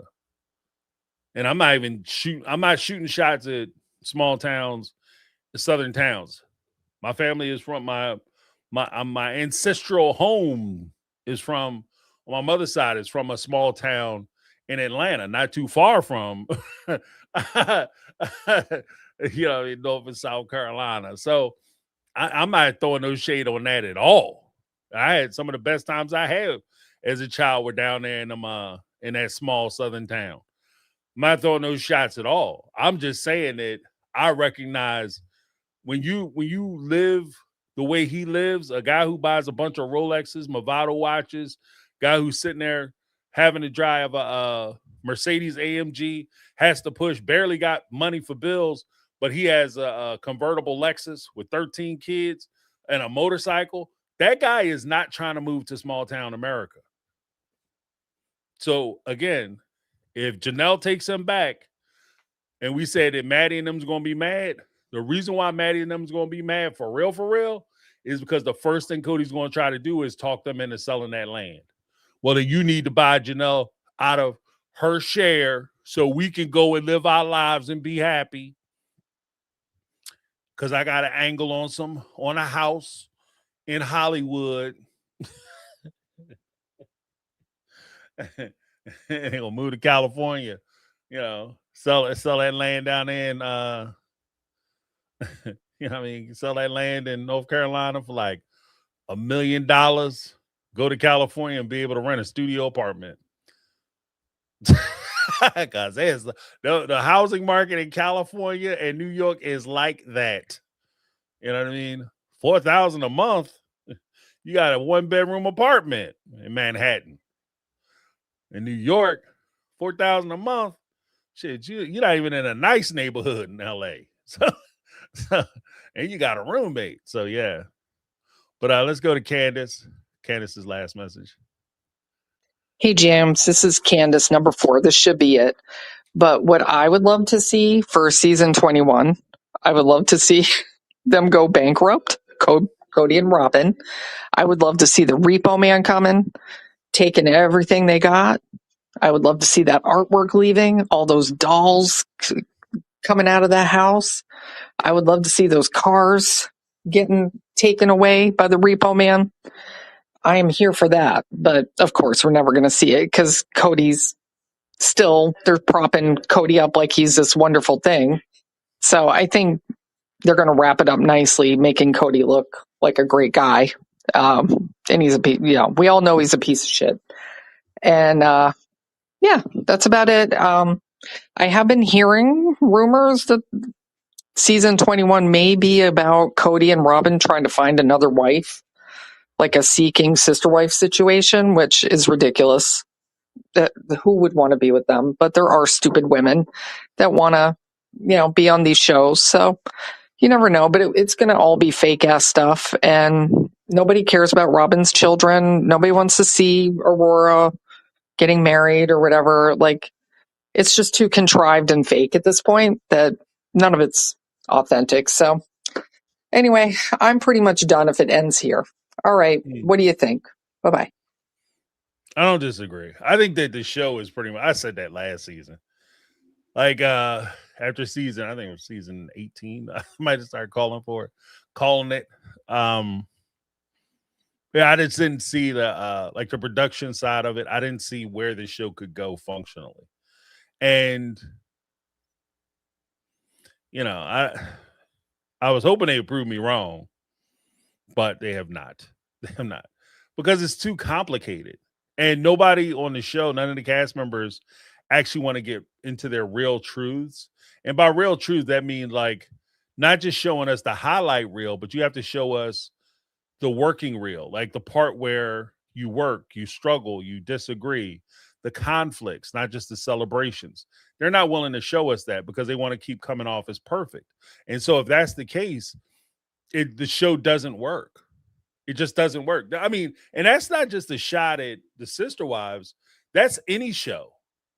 If you look at a show, you be like, how many times have you been watching a movie or a TV show and you say, why did that guy do that? Or why did she do that? That was dumb. That was a mistake. That, that's going to ruin the situation, or that's going to make things go a certain way, blah, blah, blah. Because they have to. That's the movie. That's the story. That's the conflict. Without a conflict, there is no story. And so I don't see where the wives could have a real conflict with each other. Because even with the catfish stuff, like I said before, the catfish stuff, if Cody and Robin's assessment of the situation was entirely true and accurate, at this point, what difference does it make? If Jen, Janelle came out and said that rat bastard Jen, she came out and told Mary to pack all the money and leave and take the money with you. And, oh my goodness, it's terrible. Janelle, that was like, everybody has left the family at this point. What difference does it make? Mary had a horrible breakup with Cody. So it actually makes Jen look like a genius if she told Mary to pack your shit up, steal all your money, take all the money you can, and leave his ass. That would actually make Jen look like a genius. Like she's actually, forsooth, you know what I mean? Some kind of soothsayer, some kind of prediction person, psychic or whatever. So but at Rubber Road, who cares? They had a disagreement 35 years ago because Janelle married into a family, and she was married to Mary's brother, and they were going to get married on Mary's birthday. Yeah, disgusting, jacked up, but who cares? It was like 35 years ago when they first met. None of them are even together anymore. Who cares? So these are some of the problems. Like, even though they bring it up and they try to present it like it's an issue, it's a non-issue. And that's what I was saying as far as stakes. There's no stakes in the game because the things that are happening won't change anybody's life. If you watch any story or movie you watch, the higher the stakes, the better the movie is. If a situation happens and, I have to get to school, and if I don't study tonight, I'm going to fail this test. But it really doesn't matter because I already got my acceptance in the college I want to go to, and I'm going to graduate, and I have like an extremely high GPA. So high, in fact, I could not take another class or completely fail this test, and I'm still going to pass the class. I'm still going to graduate. And then they make a movie about me missing a homework assignment. Who gives a shit, right? But if they make a movie about a life or death situation where your choices, good or bad, could change or alter the rest of the course of your life or take your life, and that would impact other people in a deep, meaningful way, right? That's a blockbuster. That's when you go up on the stage and you thank your family and God and everybody else for the hardware you're about to take home in the form of an Oscar. That's how that works, so the stakes matter. And in watching this show, there are no stakes because who gives a shit? Like, I don't like Cody anymore. Who cares? You're not married to him. Christina has a whole ass husband at home. Who cares if you get along with Cody? Who cares if you ever talk to him again? If he said that, I'll never speak to him again. Who cares? Janelle and Mary don't get along. Who cares? They're on opposite sides of the country. You don't like each other, you never have to talk to each other. You don't ever have to talk to each other again. Just saying. But next we got Tanya Carter. Miss Carter. I just don't understand how Robin can feel so comfortable sitting on the couch bringing up the catfish unless she knows that Mary signed an NDA to never talk about the truth behind the catfish, and that she knows, and we all know, that she orchestrated it and was behind it. Because for years, the internet has been saying it's Robin. Robin was best friends with Kendra. Kendra said the catfish was real. She wouldn't say that unless she was involved. We all know that Mary said it. Robin was everything she told Robin. The catfish would know. So we all know, okay? The only reason why Robin, because if I were Robin, I would be terrified to ever say the word catfish in case one of the producers decides they want to throw my ass under the bus for ratings, and now it's all boom out there. But she's so confident to sit there and bring up the catfish, and she has nothing to be mad at me about, and I had her back. You can only be that confident if somebody signed an NDA and you know this shit ain't ever gonna come out that it was you. I mean, as Negatron, it's not Negatron, as my girl Negla would say, am I wrong? There you go. Negla getting his shout out. No, you're not wrong. Yeah, I said that shit earlier. Like, I would never. You couldn't get me to talk about no damn catfish. Be at the barbecue, be like, what y'all got? We got burgers, we got chicken, got some rubs. You know, Betty Sue, she made her deep fried catfish. We don't talk catfish around here. You know what I mean? We don't talk catfish in these pots. Are you crazy? No, thank you. You would never catch me talking about no catfish. I'd be shutting that shit down. If anything, if I was Crip Robin, I would be defending Mary. You know what I mean? That horrible person did that to my Mary. Some of my bitch. Yeah, terrible person. You want to get me on tape? Yeah, she told her. Mary did this and that. Let's talk about the catfish. No, let's not talk about that. That was a dark time. We're not going to talk about her dark times. Let's go to Tanya 2. And then the last thing, somebody had said that on one of these channels that McKelty said that they stopped filming like 6 months ago. They didn't do any more filming, the parents, and that she thinks there definitely will only be one more season if there is another season. I feel like we ended the season Sunday. Like, everybody sat there and said they have nothing to apologize for. They don't need an apology. Cody doesn't want to talk about anybody anymore, doesn't want them talking about him. Everybody seems good.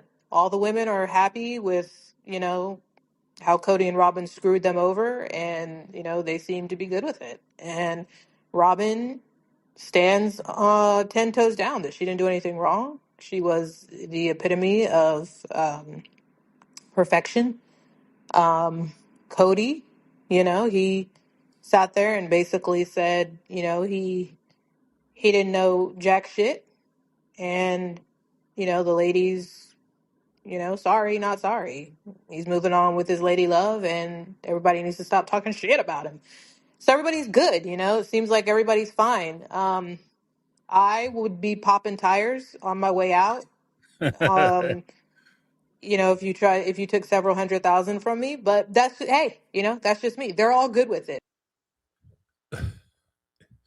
Yeah, that's kind of the thing too. It's I agree with that. Because I was saying that too. Like, I think it's one of the harder, more complicated things is that I feel like I'm taking this way more personally than y'all taking it. You know what I mean? They stole hundreds of $1,000s from you, and you're not mad. You're okay with it. Then who the hell am I to be pissed? You know what I mean? It's like that. So it's contradictory. It's counterintuitive for even the fans of the show. Like, I want to have you back. And to be honest with you, that was one of the things that kind of turned me off early on with Mary, is that she had started out and she took the position that when people would come up to her and say, Cody did this, Cody did that, girl, I got your back. He's not treating you good. He's treating you bad, blah, blah, blah, blah, blah. She would always come out and be like, y'all don't know my life. Stop coming to me with that crap because I don't want to hear these bad things about Cody. and you can't tell me bad stuff about them. It's like, okay, all right, I'm not gonna say shit about you, well, you're right. and then one of the challenges that I have is that when people are trying to support you, you smash them down, you break them up, and you say mean and nasty shit to them. But then when you're ready to receive that support, then all of a sudden it's y'all supposed to, have my back and be ready to go to war because my feelings is hurt. You got to pick a side of the street and walk on it. So, and this is also one of the weird things that I was saying before too, is that, when they consider after the show is over, we're going to come out and we're going to do a tell-all book. Here's the thing. If any of these ladies, Janelle, Mary, any of them, even Cody and Robin, you guys want to do a tell-all book, Christine? You want to do another tell-all book? You better come out and start telling now. Because when this show ends, nobody's going to give a shit. This is your time to come out and tell your story. If you wait for the show to be over, all it looks like is a freaking money grab. It can be easily dismissed. 1, 2, it also is representative of the fact that the interest is not there. Because your show would not get canceled if people were still interested in it. And for those who don't believe that the show would ever get canceled because of disinterested parties, people are not interested in it, you have to keep in mind that in season 17, they had a huge spike. They were at one point, they were averaging around $3 to $4 million views per week in season 17 when Christine announced that she was leaving. Currently in season 20, they are down as far as viewership almost 58%. In some cases, some markets like 60, 70%. They're down. They're average. They went from millions of people watching each week to a couple 100,000 people watching each episode. And that's a huge dip, especially when you take into account that the cast members are demanding $1 million per season. They're pricing themselves out of a show. So, yeah, when this show is over, it's over. So whatever they got to say, they need to come out and say it now while the light is still on you. You don't wait till they shut the lights out, turn the mics off, and then all of a sudden you want to give a speech. It's too late. So I agree with what Tanya said. We had some super chats come in. Let's check those. We had Jody Periscala with the $4.99 super chat. Said, I have the Catfish book in PDF. She told them things. I have some details, others don't. I saw some of the Catfish book. I did read some of the Catfish book. And that's why I'm saying like that shit was. Not only did I see the Catfish stuff, I also heard, because I was getting into it and I like more information. And so I went down kind of the rabbit hole on some of this stuff. I also heard the voicemail messages. Okay, they're because the Catfish recorded the voicemail messages and some of the conversations between themselves and Mary. And those conversations were pretty explicit. So, and I've also seen the pictures, like the banana pictures. So I'm just saying, like when I hear Mary say that he was just a friend, I'm grown, dog. Been grown a long time. And I'm grown enough to know that the stuff you were saying is not stuff friends say to each other. That's my friend. That's what you say. That's the equivalent of what Mary was doing as far as like her conduct with the Catfish would be like a guy in his house come home early and his wife jumping out of bed buck ass naked with his friend in the bed buck ass naked, and he talking about, oh, we was just playing, we was wrestling, we was playing, he just my friend, we ain't nothing serious going on. And they usually throw in like, he gay, he don't even like girls. You know what I mean? Everybody necking and shit. You know, it's pretty like it is deeper, and I don't understand why, because that information, it's not a secret to Mary that stuff is out there. And when you hear the voicemail tapes, you can recognize Mary's voice and things she's saying to this dude or to this person. So, yeah. Like it's kind of like the thing we were saying about Robin. Like, that we know about this stuff. The information's out there. Why would you even fix your mouth to tell a lie? Because it'll just make people look. So I agree with Jody. But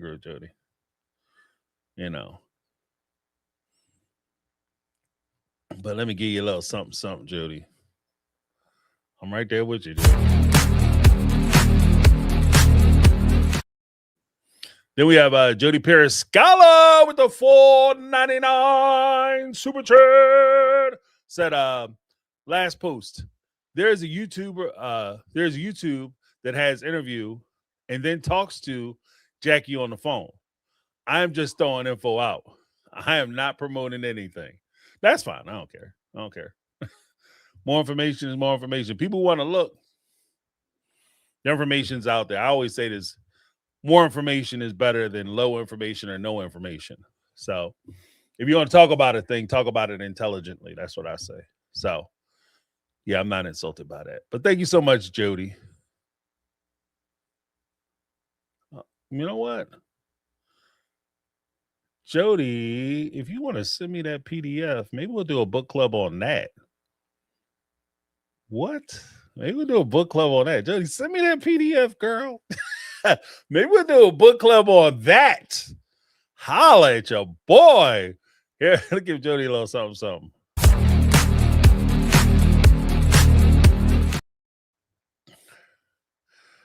That's your boy. A book club on the catfisher. Surprise, surprise. Surprise, surprise.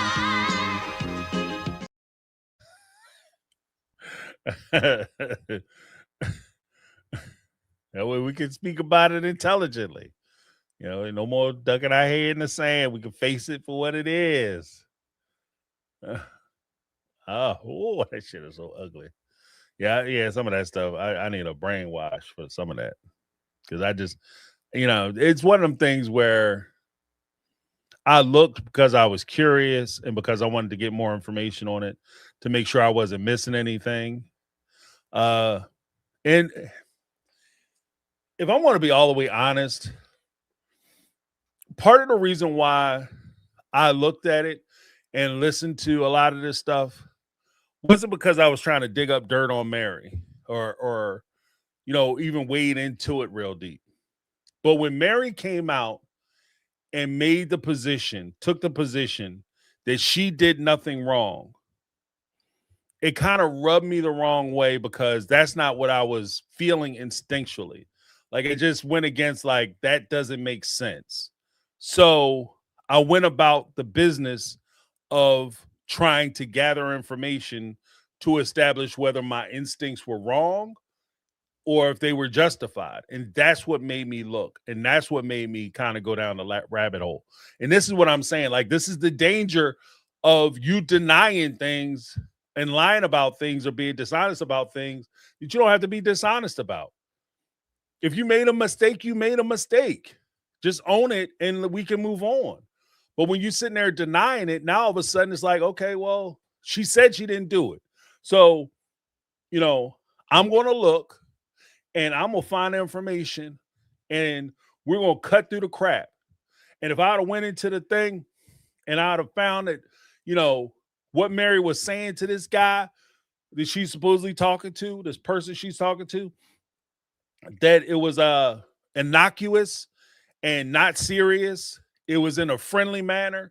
It was just as she described it. He's threatening her and she's not, I would be the first person to stand there and make videos about it and proclaim it and talk about it and say, this shit is wrong. Mary is right. She's innocent. She's being victimized and she needs to be vindicated. But the same time, it's like, if I look and I find things that don't support your story, I'm also going to have to talk about that too. Right? Integrity. But thank you very much, Jody Pierce Scholar, for pointing that out. Yeah, because there's a ton of information. And I think that, to Jody's point, there's a ton of information out there. This isn't just a he said, she said situation. Jody Pierce Scholar is 100% right. There's a shit ton, a metric shit ton of information that's out there that does not require you to go back and, you know, believe this one or believe that one. There's a bunch of stuff out there. But let's go to Lauren. Oh shit, what the hell? Okay, let's go to Lauren. Hey, James. Okay, so this will be part 1. So this solo was pretty good. I enjoyed it this time. I'm going to start with Mary because Mary was awesome. And I'm glad that Jen was there as well. Jen seems to give Mary that extra confidence to speak more about everything. So, and there were times where Mary was holding back, but she stopped herself and continued on. So that was great to see. Christine, same place, same mindset. She's clearly moved on and she's just unbothered. And I like that she doesn't take Cody seriously, that she said that. That was great. Janelle, I'm very disappointed with her. I understand she may see all sides and she's very open-minded, but it would be nice to pick a lane every once in a while anyway, right? Robin showed her ass with confusion. Picture that. So she just is, yeah, she's just all over the place, but she was a little snarky and bitchy this time. Cody was surprisingly better, a little bit more engaged, and there was one part he was just a little off the rails there, but he still remained engaged and kept talking, so that was good. All right, on to part 2. All right, let's jump over to part 2. Hey, James. Okay, this is part 2 to my part 1. I didn't leave my name on the last one, but my name is Lauren, so hopefully this helps. Okay, so recently I've been watching Breaking Bad. I know, hear me out. I know this may be irrelevant, but hear me out. So Marie Schrader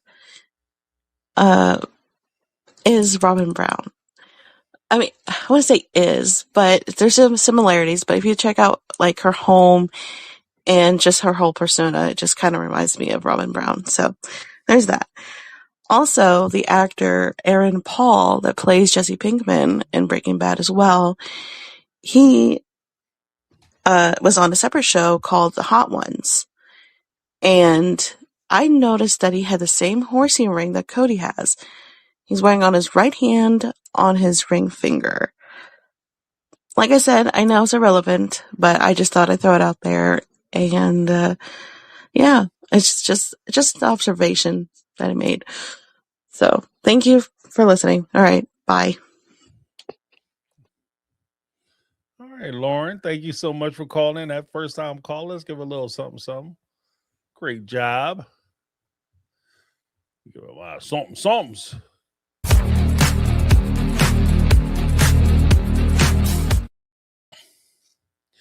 Yeah, the only thing like I would say, oh, thank you, Jody. I appreciate it. You might do a book club on that. Shit. I still got plans for that channel, but beyond Sister Wives. But yeah, I think that'll be interesting. Oh, okay, that's not that bad. 100 pages. I can do that. Knock that out. Oh, you sent it to me already. Oh, okay. I don't remember seeing it. But thank you, Jody. I appreciate it. You know what? Maybe you did send it to me. We're mid-season. Jody Pierce Scholar, $1.99 super chat said, I did. She's like, I'm already on that, James. You late. You late to the party, playboy.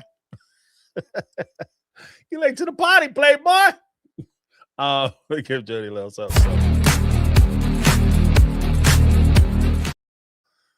Hey, that shit could be cool. I don't know. I'm kind of torn about it because I feel like I'm beating up on Mary, but I don't want to beat up on Mary. Yeah. But it is interesting though.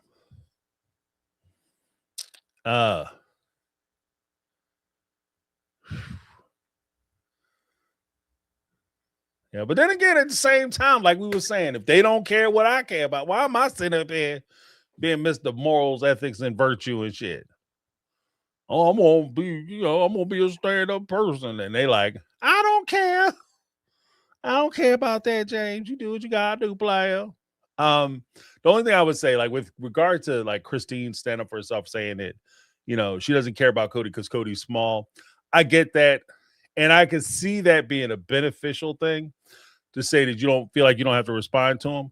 The only thing I would say is being a public figure whose ability to do business, get business, and find opportunity relies on your reputation.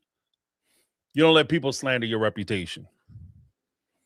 Like you saying something when you're in a position like Christine about some shit that Cody's leveling at you.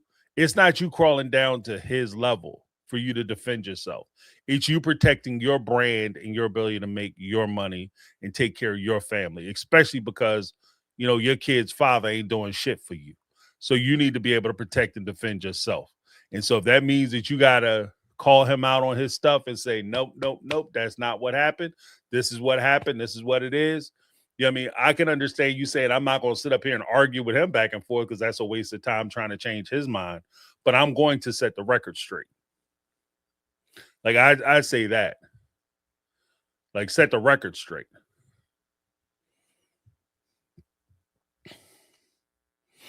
But yeah, I agree with Loren. Let's go to and 2 and 1 first, but then we'll go to and 2, y'all. Don't jump the gun. Hi, James. This is Ann giving my quick take on Sister Wives. As part 4 of the reunion, Tell Nothing, is complete, one thing that is really sticking out to me, and it's actually, to me, I think it's really sad, is watching all of the wives and their mental capacity. They seem like they are mentally stunted between middle school and high school. And I'm watching Mary. You're in your 50s. Janelle is in her 50s. Christine is in her 50s. Robin is in her late 40s. But they behave like women who are actually children, like they're in middle school and high school. And that is a product of the polygamous cult that they were a part of. And it's really sad to watch. I'm listening to Mary. Suki is asking her specific questions about Robin and the catfish. She's scared to tell her story, but then she keeps telling us she's not going to be silent. Girl, say how you genuinely feel. If you feel that Robin was a part of that catfish, say it all. Because if you intend to have a successful show going forward, all of them need to be honest and need to give us a story to watch. Because right now we're seeing women who behave like children. We see a man who is erratic. And this is not good TV. I think that's fair. But I would say like, the promise that I will not be silenced anymore. They will not be able to hush my mouth. They will not be able to shut me up or shut me down ever again. Like that kind of talk makes me think that you fitting to come out and do something wild. Like you about to get reckless. When you start saying, no, I will no longer be silenced, that means you about to start talking. Nobody wants to hear you say all that shit. And then when you get asked questions, you hush mouth. If you aren't going to be silenced, that's fine. But if you ain't going to say shit, shut up about not saying nothing. If you're not going to say anything about it, don't say shit. Because I mean, I'm just there. Like that's where I'm at. If you're not going to say nothing, then fine. Don't say nothing. Just take it. I will no longer be silenced. I will use my voice and all the power it dictates and commands. Cool. Get out there and do you, boo-boo. But don't sit up there and promise, oh, yeah, you say that, I'm going to tear this whole place up. They just did it again. Well, I mean, you know, peace is the answer for the world today. Like, don't do that shit. Don't be that person. Because you get people's expectations up that you're going to start standing up for yourself. And for you to say that I will not be silenced, I will not be this, and I will not be that, then they come out and heap a whole truckload of bullshit on you. And all you can do is turn around and say, yeah, I'm not going to talk about it. I'm not going to address it. They don't have to silence you. Why did you even bother not signing the NDA? Why did you hold your money up? In that case, this is what I'm talking about, like retroactive justification. In that case, Janelle is right. Like, why are you not signing the NDA so I can get paid and move on with my life? You ain't going to say shit anyway. It's just codified that you going to shut the hell up. Just sign the damn papers so we can get it done. Now you're just being difficult. And that's kind of, you know what I mean? That's where it gets kind of, I don't know. But when you say typos are strong tonight, typos are strong in the force this evening. Wait, what's this? Oh, Misty Lane said Grace Lovely had a recent episode that Mary called into. Mary said that she is coming out with a book, but it won't be a spill the tea type book. It will be about her healing process and her ability to worthy up. I'm not buying a brochure for your business. Excuse me. And I will not be doing because if you notice, Christine's book, I didn't even do a damn book club on that. I'm not above doing book clubs. I like book clubs. I like getting in the text. I like getting in the literature, right? I enjoy that, right? But her book was light. And so I didn't do a book club on Christine's book. I'm not doing a book on a person who still needs healing. I'm going to get in and talk about my healing process. What are you talking about? You still got loads of work to do. Then Pete said, I don't think a book about healing will be authentic. That's the problem. Yeah. Because it comes off, in fairness, it just comes off like a money grab. You know? And I think that that's part of the problem. It just comes off like a money grab.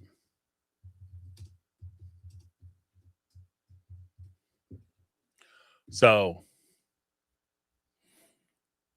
it's not good advice because I just don't think it'll be received as well as she thinks. Like, this is that part where you start to discover that you're not as famous as you think. You know what I mean? That you have not made it. Yeah.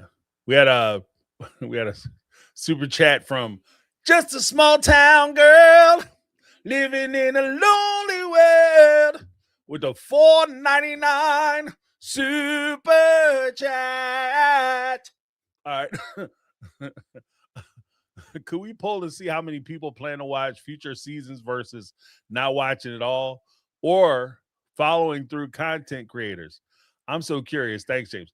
That is a good idea. I won't do it tonight, but I'll do it on my my Sunday show when I have a few more people. So that way we can get a better poll for it. But yeah, good idea. Good idea. Because I am kind of curious. Because I did ask that before, like how many people are done. You know what I mean? And that number was high. That number was high. And that's why I'm like, I keep saying to like the TLC interns, y'all need to listen when I'm telling you this. I'm a canary in the coal mine. I'm not the biggest, like I'm not an eagle in the coal mine or a hawk or a 6-foot bird. I'm a little itty bitty tiny canary, and I'm telling you that this show is about to implode because you guys is coming up short. You're not doing what you need to do to save this show. So let's get on it. Let's figure it out. But they're not gonna listen. But thank you so much, Just a Small Town Girl. And I will be doing that poll. That's a good idea.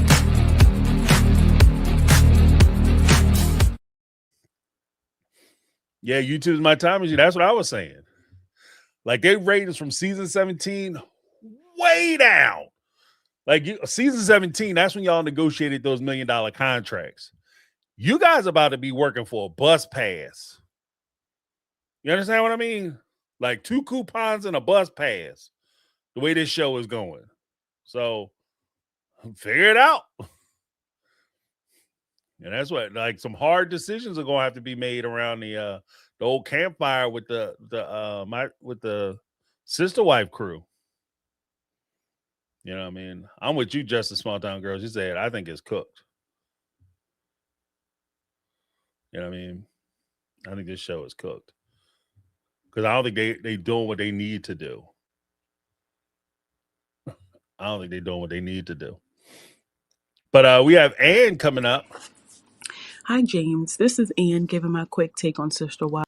Wait, actually, we did that one. We got another Ann coming up. This is Ann again. This is a quick part 2 to my previous message. Because as we watch these women that are in their late 40s to mid to early 50s resemble or have the mental capacity of a teenager, and they have children, grandchildren, and and then you see the trickle down effect even on their kids. We talk about Robin's daughters in particular and how she's raising them to be mentally stunted, and it's just, to me, it's just absolutely sad.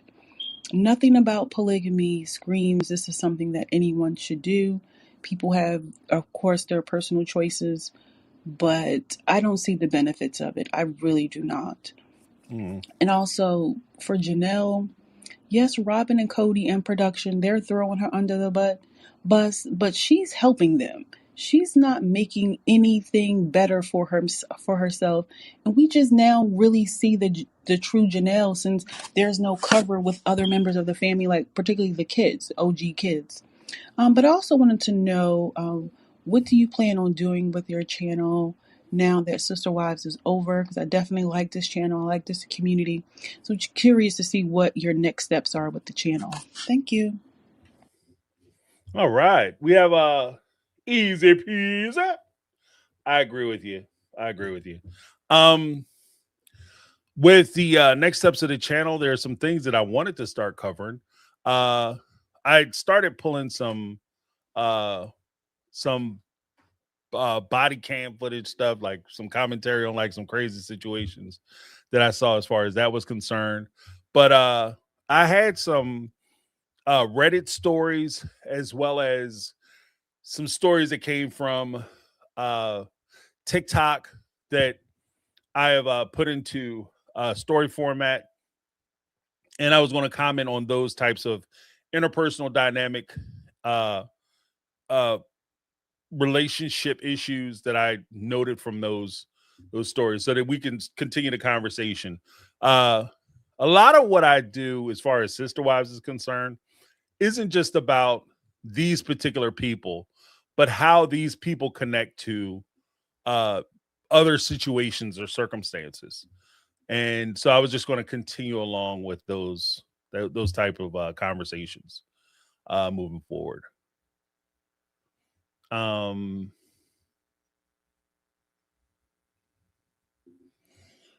So because the only thing, like, I would like to do another show, but the problem with especially a lot of the TLC stuff, if I'm going to be honest, it's so heavily produced. Whereas before, you would have a circumstance or an issue that involves people and how they react to that issue, circumstance, or situation. Now, TLC has shifted the model to we just want to present these people and we're just going to create something for them to do while they're on the show. But the people, the stars or the cast are the point. They're the product that they're trying to sell, not their situations, not their stories, not the realism of their lives, none of that. Because I've seen where, especially on 90 Day Fiance, somebody will have, you know, they'll have like a strong belief system one way, and that creates a conflict or a problem. And then the very next appearance they have on the series, they're the exact opposite person, the exact opposite position. And it's not just like a change of heart or a change of mind. It's literally just what works because you want to get them back on the show. So even with 90 Day Fiance, you have it become the people would get married and then they will break up. And because you have people on the show who haven't been appearing in a while or haven't been around or they're popular, you start to pair them off so that way you can keep them coming back on the show. Like, for instance, I think in upcoming episodes of Single Life, they have Pedro, who is married to Chantel. He's supposedly hooking up with Rob's ex, Sophie, and they're having a big conflict and stuff. But Sophie and Chantel were supposed to be friends. The shit is like crazy messy, and it just doesn't seem real. It just seems like they're putting them together because they want to bring them back onto the show. And it's easier for them to recycle cast members because you're already familiar with the cast members and their stories and you know people that you may like and be on their side. So you just recycle them and you put them together and then you just create a story around them. And then the stories are like super light, transparent, and thin that really doesn't sustain a season. But again, it's just a way for them to be on TV. And with Sister Wives, it's kind of the same thing. It's just less apparent because they have been around for so long. But even with like the Amish show, it just feels like you have people who want to be social media influencers or personalities who get on these shows so that they can increase their Instagram following or their Twitter following so that they can pursue those careers and start getting ad revenue as well as brand deals, you know, and they're not really interested in becoming Amish. Like one of the young ladies, she shows up to join the Amish faith, and because I want to give up being a OnlyFans model, and she refuses to give up makeup or fake eyelashes. And the Amish people are like, okay, we'll let you keep it for a week. And they sneak her out so she can make phone calls. Like, what the fuck? Like, that's not how the Amish work. They don't, oh, yeah, you know, you keep your cell phone. Hell, if you real Amish, because I grew up in Pennsylvania. Like, I'm from Pennsylvania. And we used to go to Lancaster when I was a kid. We used to go out to Lancaster all the time because they had, like, restaurants and stuff out there. We used to go out there all the time. I've seen Amish. Been behind them, clickety clocking and stuff on highways and shit, holding up traffic because they out there on the horses and buggies. They serious about that shit. They are not playing. They not doing play. They dead ass about that stuff. They do not believe in technology. They do not believe in technology at all. So the fact that you're on like you're supposed to be filming, they won't let you onto their land carrying cameras and stuff. They are dead ass about that. Dead ass about no, we don't do technology. No, you can't come here and film us. You know, if you want to watch us and you're going to, you know, come on our land, like they're nice enough, I guess. I haven't really had any issues with them. And technically, they don't even do issues. They don't do problems. You never heard like it was a gang of Amish people jump somebody at the Piggly Wiggly. Like, that ain't a thing. Like, these are different people. And so for you to show up and talk about, I'm not going to let the world go, where they have that, I forget what they call it, Ramashana. What the hell is that shit called? Rumshala or some shit, where you grow up Amish and they give you a chance to go into the world and figure out whether you want to do it and you can come back. But when you come back, you have to forsake the modern world. You can't come back with a cell phone and tattoos and shit. Like, like I want to join the covenant. Like, that's not a thing. So there's no way they would let it happen. So it's just, I don't know. Like, I'm not even trying to bash the show. It's just that it feels like they're just trying to come up with stuff to get us to watch. Oh, the mafia. Yeah, they did have like a little. They did have like a couple members. They went Rumspringer. That's what it is, Rumspringer.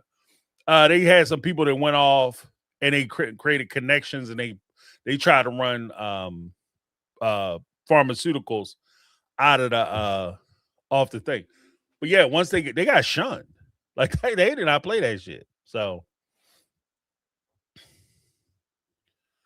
yeah, Rumspringer. Yeah, I was like, what the Rumspringer? Yeah, Rumspringer. But yeah, so it's just weird to me. Like, I want to do a TLC show because it's functionally is easier because you can just talk about the production stuff that's there, but they're just not there anymore. It just feels dishonest a lot of the times. That makes sense. But Janet.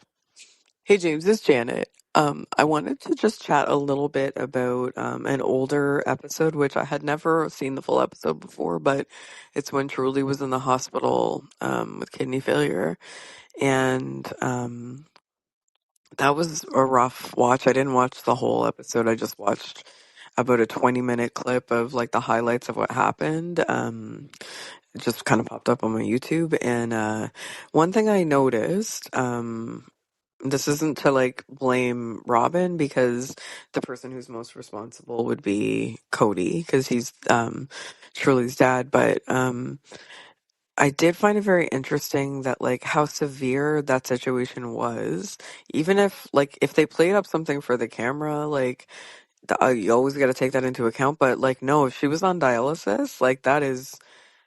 I'm a nurse. That's scary. Like, I'm not. You don't need to be a nurse to know that, but like, that's absolutely terrifying. Like, that's bad. It's if she's on dialysis for dehydration, it's bad. And I noticed that when they're talking about it in the little like talking heads, Robin's not crying. And I couldn't help but notice that and how strange it was because the situation was so severe that she cries at everything, and I do too, but she wasn't crying.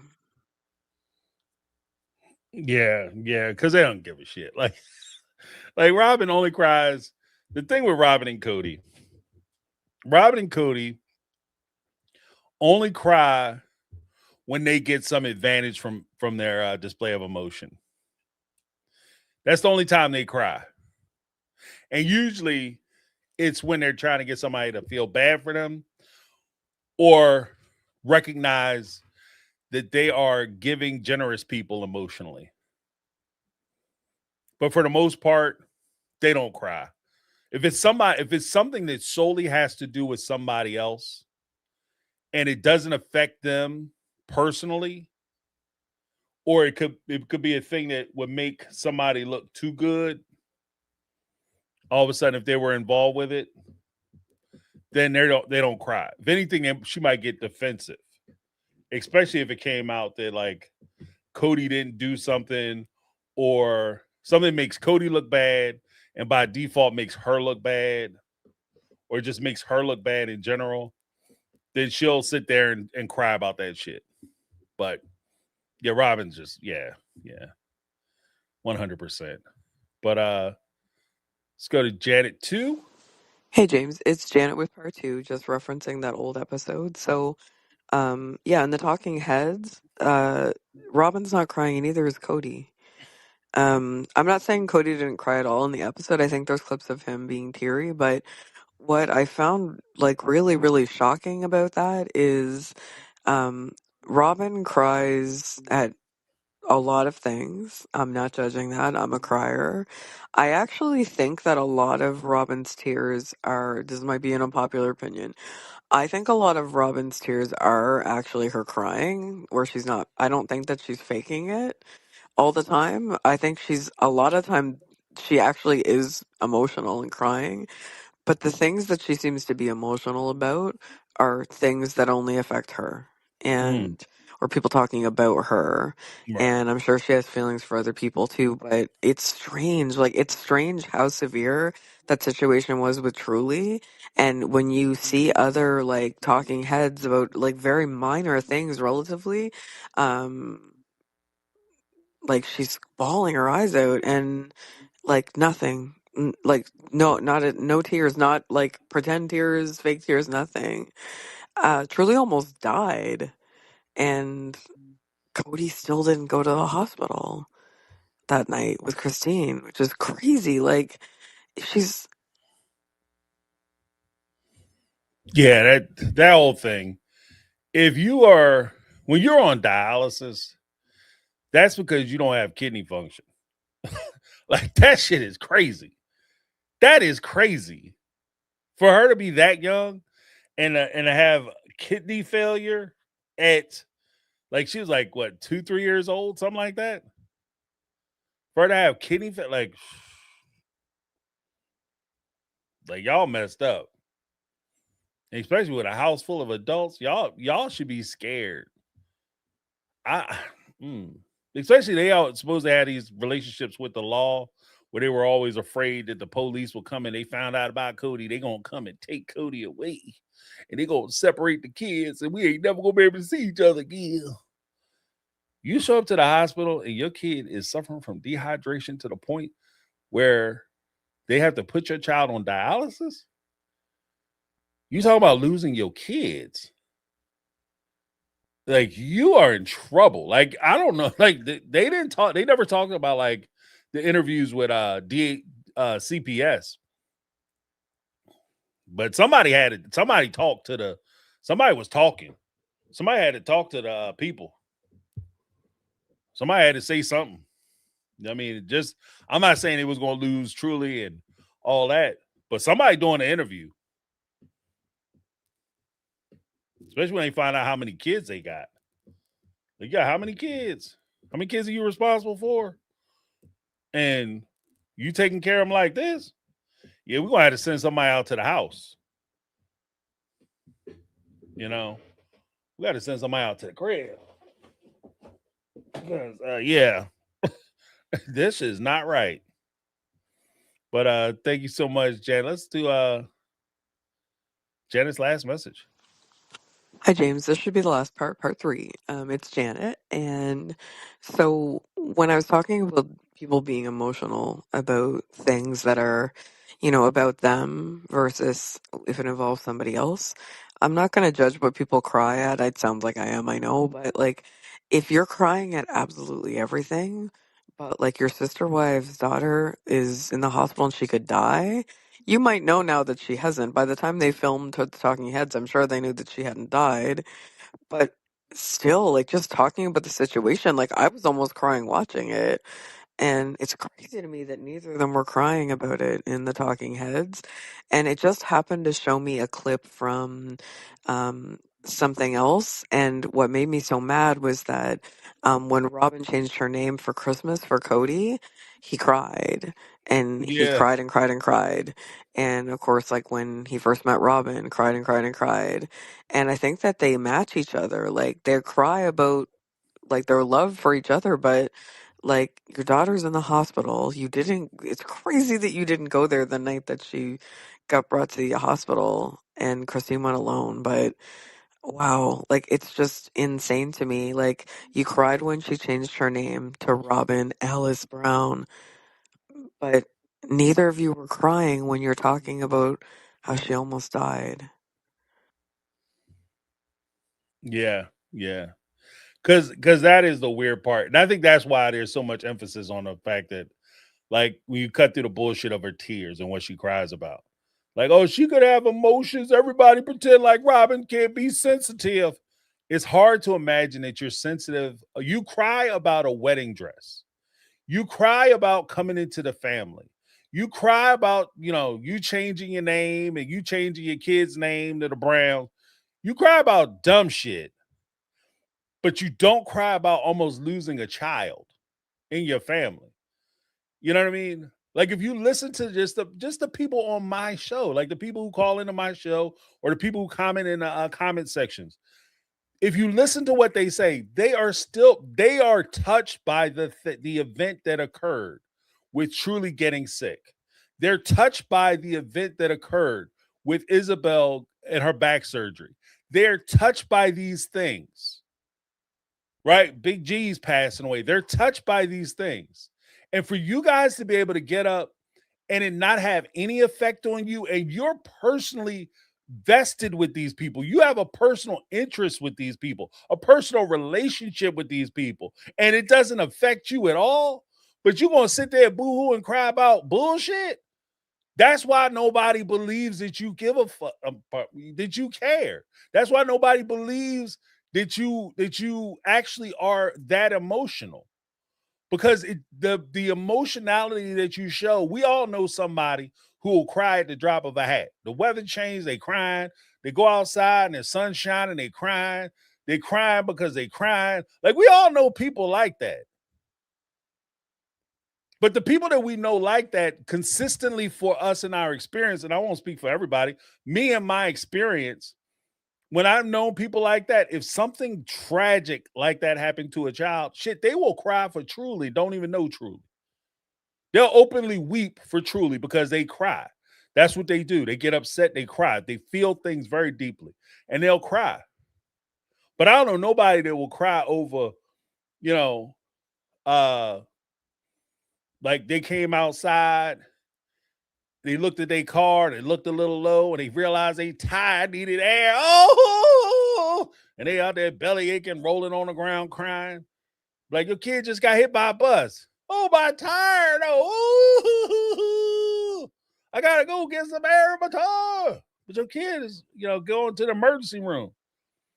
I mean, it is what it is. That's what happened. You play in the street. Streets are for cars, not for kids. Oh well. Like, it's just, shit wouldn't match. And if they did that, we would look at it, or at least I would look at it and say, genuinely, they don't give a shit about that kid. You don't cry about things you don't care about if you're a crier. So it actually, here's the ironic part. It actually makes it worse. Because you know who else didn't cry? Janelle didn't cry. Mary didn't cry. Nobody coming down on them for not crying about Truly being in the hospital. But they also weren't sitting there at every opportunity trying to display emotions, trying to be emotional. You understand what I mean? The first time I really, really, really, really genuinely saw Janelle cry, like breakdown cry, was when she got in that argument with Cody and she realized she ain't had no, like, her money has walked out the door with his ass. You know? And of course, like the stuff with Big G, like, I could see the pain in her when she was talking about, you break down, and her hesitance to ask certain questions because she didn't want to break down on camera. I get that.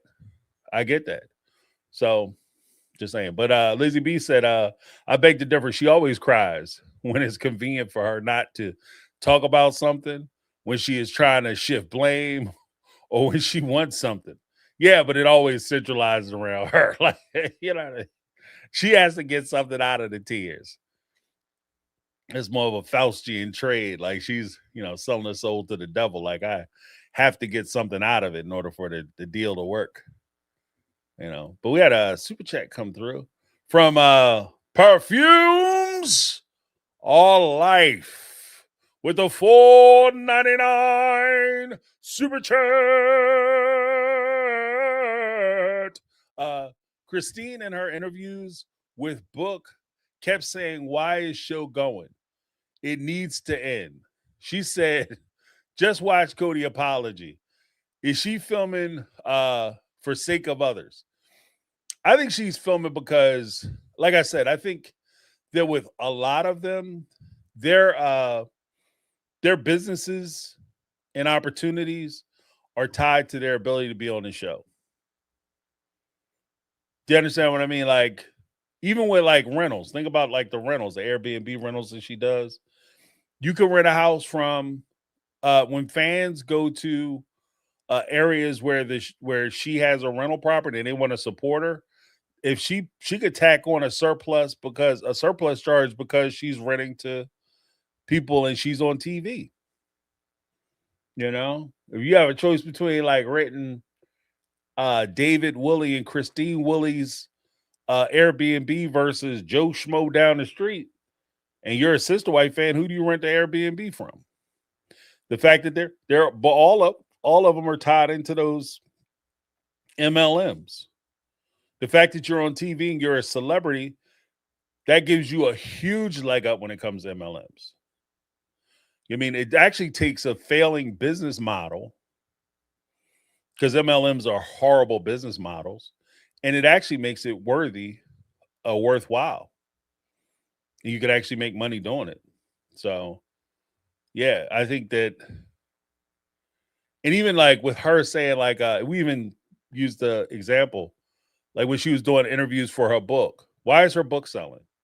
Is her book selling because she's interested and everybody's fascinated with Christine, or is her book selling because she's on a television show? You understand? Because she's not the first ex-wife or ex-Mormon fundamentalist / polygamist who's walked away from their family and wrote a book. But why is her book a bestseller? Because of Sister Wife fans. So when she talks about the show should be over, that's something that I think that they have to realize, is that your fame, your popularity, a lot of your opportunities and the money you made is tied to your ability to be on the show. But thank you so much. Perfumes are life.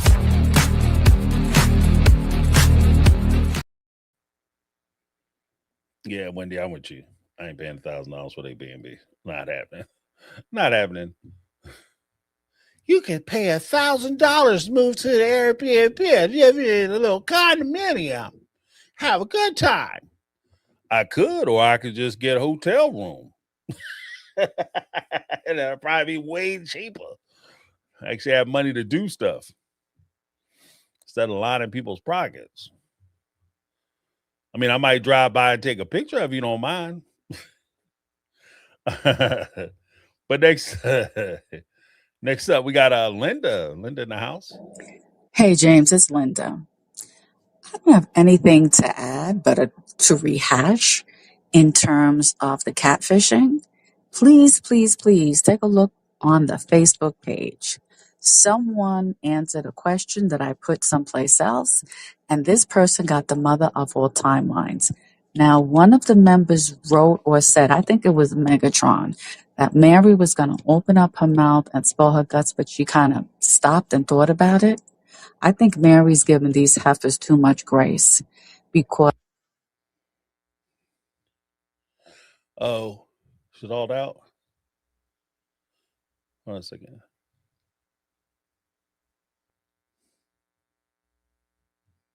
You're on national television trashing this woman. Again, TLC. You are normalizing spousal abuse. You are normalizing domestic abuse. You are normalizing all the shit that's wrong with this fucking society today. Wake the fuck up, TLC. But for real, James, take a look at this, because this makes sense. Again, I stopped watching, after the catfishing and came back later on. And I kind of picked something up, but I wasn't sure what it was I was sensing. But you do this best. Dig into this if you haven't. Yeah, I saw the actually it's on the My Take Facebook page. I saw that earlier where they were hold on, where they were talking about it, and they were doing the timeline. Like, they have the timeline laid out. So it's like the timeline for the catfish. They break it down into phases, and they were like phase 1, digital origins and physical integration. They had talked about how it didn't just start, like I said, it wasn't just an online thing. It didn't start online. It wasn't, the genesis of it wasn't online.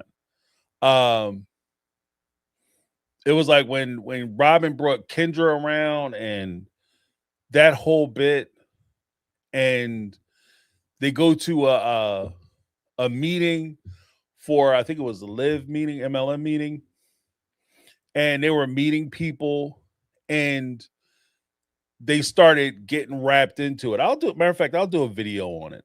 I think I'll do a video on it, so we can really dig down into a lot of the timeline. But the timeline is crazy. The timeline is crazy, and it does make the Robin's involvement very clear, if not more apparent, especially if Robin not directly, Robin through her friends, and how her friends were involved and people that she knew were intimately involved. Because this even goes to the fact that one of the people associated with Robin actually vouched for the catfish person, like for the saying that the guy who Mary was supposedly talking to, he's definitely real because I saw him on a video conference call.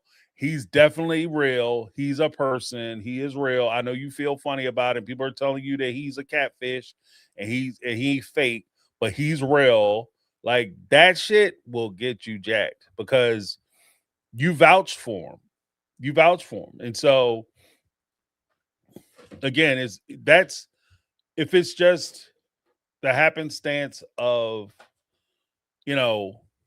you met a guy or a person ain't too perfect online and you fall into the trap and people are asking, you be like, no, I mean, he's got to be real because he's like, you deserve that. That's one thing. For you to say you actually met this person and you can confirm that they're actually a legit person, that's a different thing. That's a different thing. So, but I'll do a video on it. Thank you so much, Linda. I appreciate that. Next up, let's go to Daisy Reyes. We'll do a little Daisy. Yo, James, a lot of people are saying, they're just rehashing old stuff, and why does it even matter anymore? Especially the stuff with Janelle and Mary's brother and this and that and all the other whole shit that was going on behind the scenes.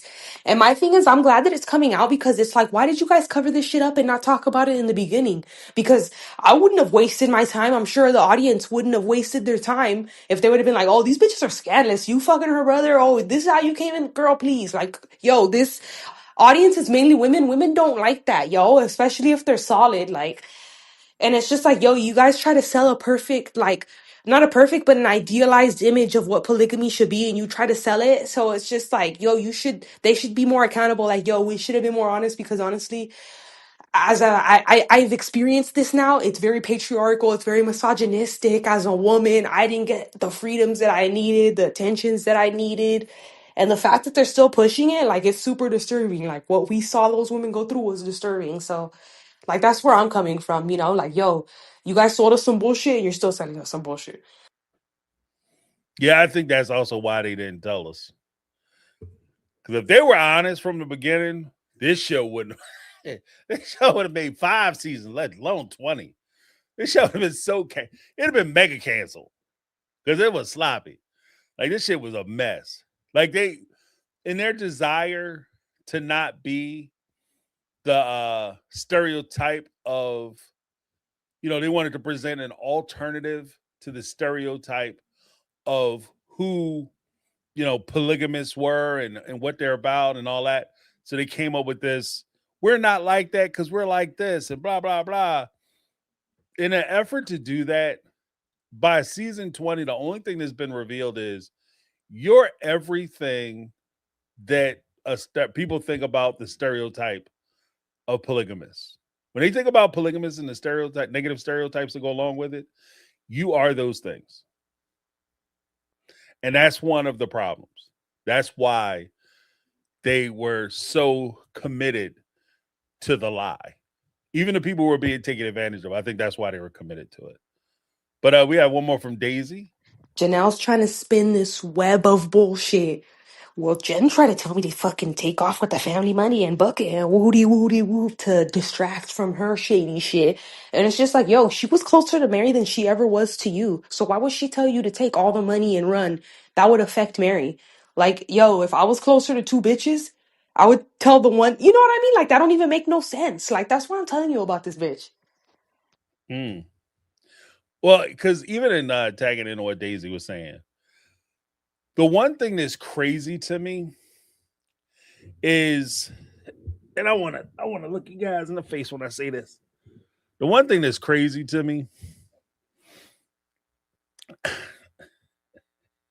this is jacked up, but when it comes to Janelle and this whole thing with being pissed off about like Jen, because the way she's talking about it is like she's still mad. Oh, you ain't gonna believe this chick Jen. She had the audacity to come to Mary and say that Cody Brown is mistreating you. You need to pack your stuff and go. How dare she comment on the family? This, that, and other, right? And if Mary would have left with all the money, she'd have took money from me, right? And you can see she felt a certain kind of way about it. Because she got on TV talking about, I fired that chick. Fired her ass. When she came there, she used to come to my house and spray. Like how she said, she used to spray our houses. You mean she used to kill them bugs that was in your house? Which takes a different meaning when you find out that Janelle was shoving food down a damn drain and she didn't even have a garbage disposal. Like the fact that she had to get an exterminator to the crib. Of course you had to do that. Because that's probably what Mary was pissed about. Like, how you gonna be shoving food down in the sink? And we got cockroaches running around here the size of Buicks. What are you doing? Like, why are you feeding the urban wildlife? Are you crazy? You know, I don't understand why Mary was mad. Because I woke up in the morning, I had a cockroach on my face. Yeah, that'll ruin your day. You know what I'm saying? That'll ruin your whole damn day. Yeah, I'm pissed off. Are you crazy? And then, like, I'm in there trying to keep the house clean and clean in the kitchen. And here you are leaving dishes in the sink. And I say, you got to clean them dishes up because I ain't trying to come in here and turn the light on and seeing the whole, like, it look like the whole countertop is like, goes from like a white laminated countertop to like, you turn the light off, you come in the morning, flip the light on, and the whole damn thing is brown and it starts running. Like, no. And then you find out she's shoving food down the drain, which is the worst because all it happens is, and I was thinking about this shit, like, especially if you don't have good pipes. If you don't have good pipes, you tear them damn pipes up. Because when you have in the bottom of your sink, little basic plumbing, in the bottom of your sink, there's a straight pipe that leads from the sink. And then there's like a pipe that looks like a U. That's the trap, right? So when you're shoving food down that drain, all that food gets caught in the trap. It doesn't flow all the way through your pipes and out your house. It gets caught in that trap. So all you're doing is putting food in a place where urban wildlife, whether it's ants, roaches, silverfish, whatever, can go down into the drain and eat without having to worry about any dangers from anything. They ain't got to worry about you coming in there, catching them, trying to hit them with a shoe or some shit, or a fly swatter.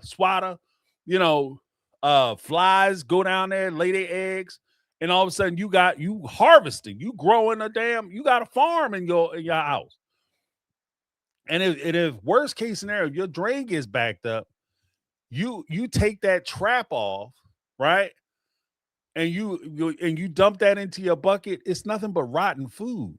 So your food, like your sink is stinking like shit, and you feeding bugs. So yeah, I'm pissed off. But aside from that, you know, I fired her because she was an exterminator, because I didn't like what she said. Because she said she wanted Mary to have pride in herself, lead a family, and take some money. And you're that mad at Jen. Here's my issue. You're that mad at Jen, but you're not mad at Cody, who actually stole from you? You're not mad at Robin, who actually stole from you. You mad at Jen saying Mary needs to take her money and leave Cody. You're mad at that, but you're not mad at the person and people who actually stole from you. That's why I'm confused. That's why I'm confused. You know, I'm lost when it comes to that. I don't understand that part. Like, you mad as hell at Jen. Oh, Jen good for Mary, but I had to fire her ass. You know, I looked at Jen. I said, Fired. I beg your pardon? Fired. But I.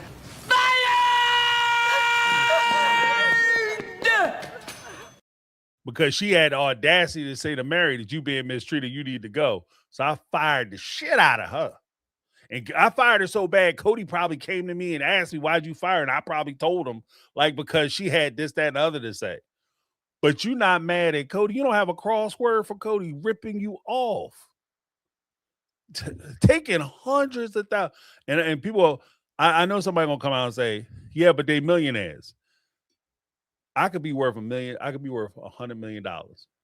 If you take hundreds of thousands of dollars from me, I'm going to have a problem. Technically, I probably have a problem if you take $20, even though I had $1 million, because I work for my shit and I know what it's like not to have no money. You know what I mean? That's the difference. But if I have $1 million check coming through and you stealing hundreds of thousands of dollars in property from me, I'm more cross with you than I am with somebody's friend who had a conversation. And like I said, they try to make that seem like it was a big deal. Oh, I can't believe that Jen had the audacity to tell her friend that, and other. Like I said, I'm a grown-ass man, Doc.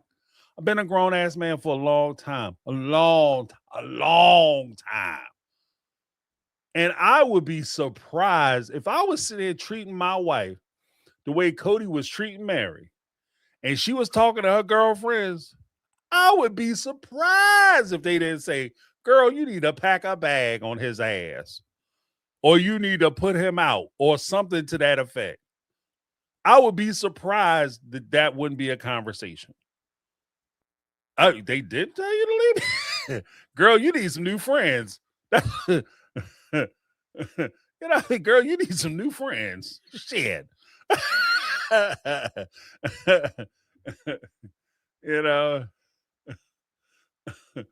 you need some new friends, baby. Because your friends should have told you to leave my ass. Like, hey, the way in the world you treat, like the way Cody was treating Mary, not coming around, dissing her, telling her, you know, you got to sell this, you got to do that, give me my money. No, I ain't coming over to see you. But you fell down the steps, you on your own. When she fell down, he went skiing with her. Christina and them had to go check on her because Cody didn't go and check on her. And you think that her girlfriends ain't gonna be talking shit about you. Dog, I'm here to tell you, in case nobody ever told you, I'm here to tell you. Let me be the first to tell you, Cody. If you're doing your woman wrong, her friends are talking shit about you. Sometimes you don't even be doing it wrong. Her friends still might be talking shit about you. Keep it all the way above. But if you're doing your wife dirty, her friends are talking shit about you. 100%. So I think that's a non-issue. But thank you so much, Daisy, for calling in. Because that, what? Like I said, I would be surprised if they didn't talk shit about you. I'm like, what? They didn't what? They didn't say nothing? But let me go to Alexandra. Hey, James and My Take fam, this is Alexandra. So I was thinking, this whole rehashing the whole catfish situation, did we not learn anything from what happened to Big G? Did we not learn that mental health is important, and maybe bringing up something as humiliating as this is not good for someone's mental health? I just don't get it. Why are we going back to something so toxic and so humiliating? It's really showing how much of a whipping boy Mary was and still is for this family, and it makes me so angry every time we talk about it. Alexander's like, don't talk about it.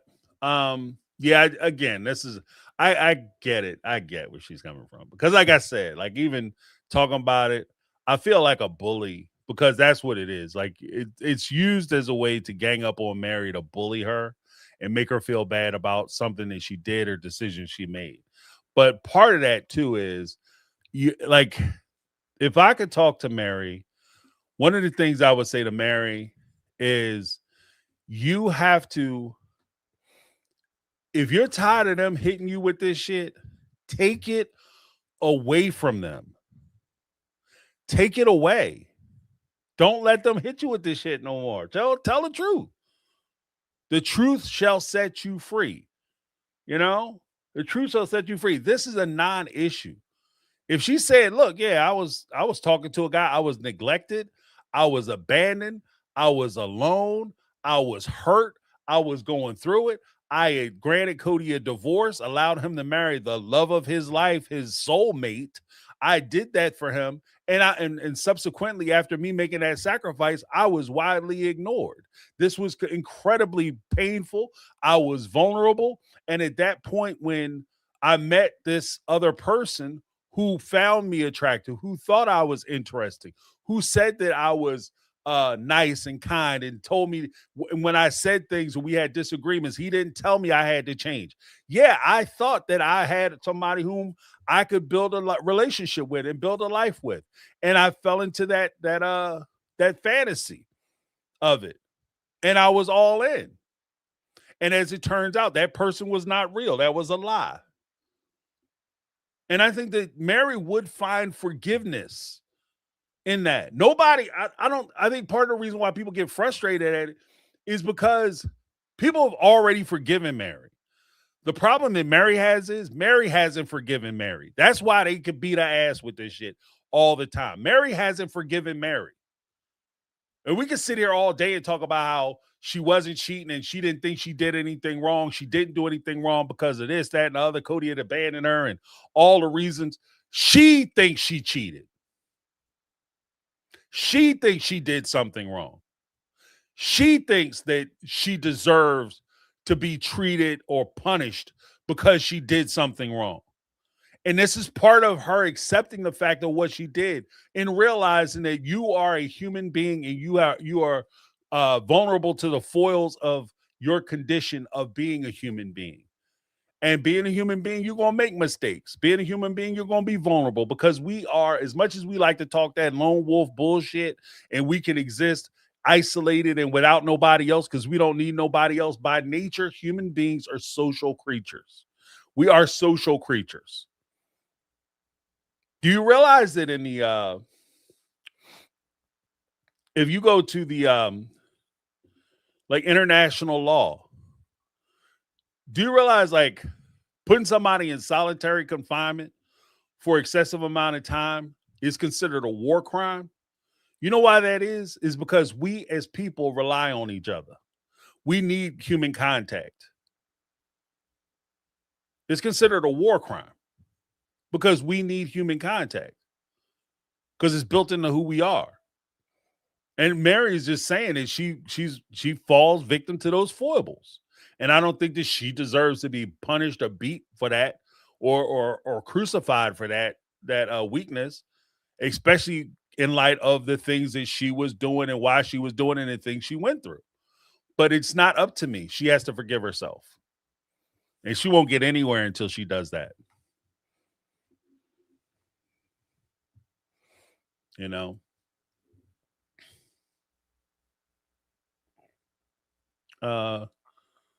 Love Soka.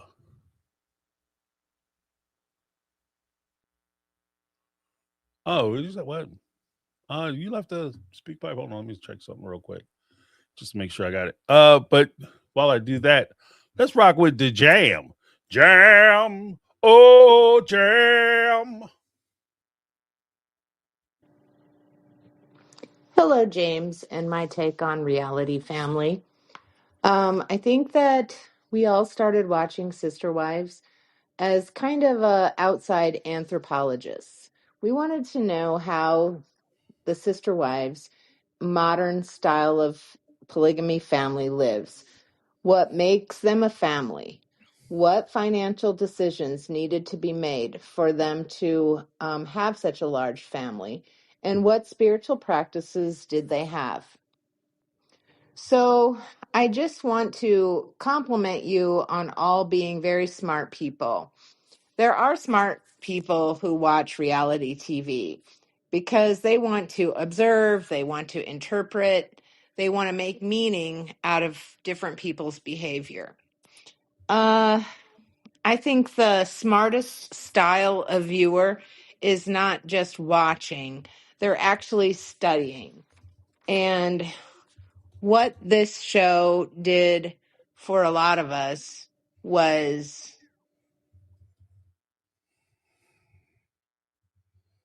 Hold on. Go to part 2. okay, so this is the jam part 2, and this is the end. So I guess what I was trying to say that we kind of watched the show for fun, but also to think deeply about it. And it gave us a chance to look at maybe intimate and personal situations and how you should really try to establish connections with each other in life. I think the show hopefully gave us all an opportunity to be an analytical observer where we watched the alliances and money grabs, and we became empathetic at times with different cast members, and we got to see their highs and lows. I think that in ending, we're all pretty just happy that the stars have moved on, and we should now just celebrate the success that is over. So thanks for watching with me. Thanks for chatting with me in the chat. And I'll see you hopefully at our next venture. All right. Bye. All right. I mean, I think that's fair. Because at the end of the day, guys, you know what I mean. This show is cooked. Like this shit is on fire. Like it's smothering. It's smoldering. Because I don't have nowhere else to go with it. And the only thing is that what concerns me about moving into season 21 is that they already get for them like where do you guys want to go? So they give them basically a production say, and they're starting to give the cast members writing privileges. And it's not even writing as far as let's talk. We had this issue go on. Maybe we should address that. It's let's create this experience, and then we're going to talk about that, and then we're going to make a big deal of it. And the problem with that is that especially when you're on a show with a bunch of divas, right? Nobody wants to look bad. And because nobody wants to look bad, a lot of the stuff that they're going to present isn't going to make sense. It's just not. Like all of a sudden everybody's pissed off because they're going to come together and we're going to meet for one of Robin's kids' birthdays, and we're going to bring the whole family together. Ooh, this is going to be tense. And then they'll show up and they'll all be fake nice to each other and maybe look at each other real stern across the room. And then to make the show, they might have the cast members talk shit about each other on the couch. And then that's supposed to be the tell-all where they like, yeah, they had this to say. Oh, that's some of my bitch. I bring them to my special family event, and this is what they do. I never should have did it. Blah, blah, blah. So, but it all means nothing. And that's part of the problem, isn't it? That it all means nothing after a while. And I think that's where we are with this whole thing. So It's yeah, as far as the show is concerned, uh like I said, when you walk into the finale of a show, it should always be on a high note where you're like, I can't wait for next season. You know, it's almost the cliffhangers from like old TV shows, like real like I'm about to say like the golden era of television. You know, when they'd have the cliffhangers, you know, Fonzie's about to jump the shark pit and then like, gotta find out next season. So you gotta wait the whole summer to find out if Fonzie gonna make it over the shark pit. Or next week, you gotta find out if Bo and Luke Duke are gonna make it over the river in the General Lee, the fastest car in Hazard County. But those are cliffhangers. Like it gets you excited about the next show. Batman, hell, the old Batman show, Batman and Robin. They used to do the same thing. So, that's what I think we're used to. And with this show, this season, it didn't go out on a cliffhanger. It didn't end on a bang. It just kind of stopped. Like it went along all season, kind of sputtered along, and then at the end of the season, it just looked like it ran out of gas. Like they just ran out of like the cameras died because the batteries, nobody charged the batteries on the cameras. Like, all right, well, I guess that's a wrap, y'all. It's over. Go home. Because the hell, even during the tell-all, so Suki only said bye to Robin and Cody. I don't know if anybody else noticed that. She only said bye to Robin and Cody. She didn't thank Christine, Mary, or Janelle. She certainly didn't thank Jen or David. But she thanked Robin and said, that's a good place for us to stop. That's really good place for us to end. Thank you so much for coming out. And she told Cody, this was the most amazing interview ever. We feel like we found out all kinds of information and we really got to the bottom of some things because this was outstanding. Like, what did y'all talk about? Shit that was like 35 years old? When you first met your ex-wife, your second ex-wife, I'm sorry, your first ex-wife met your second ex-wife, and then your third ex-wife left you, and now you're married, what were you thinking when you first saw him? What difference do it make? Who gives a shit? It was 35 years ago. It was almost 40 years ago. This shit is middle-aged. Like, their marriages are middle-aged. The marriage is middle-aged. So, I don't know.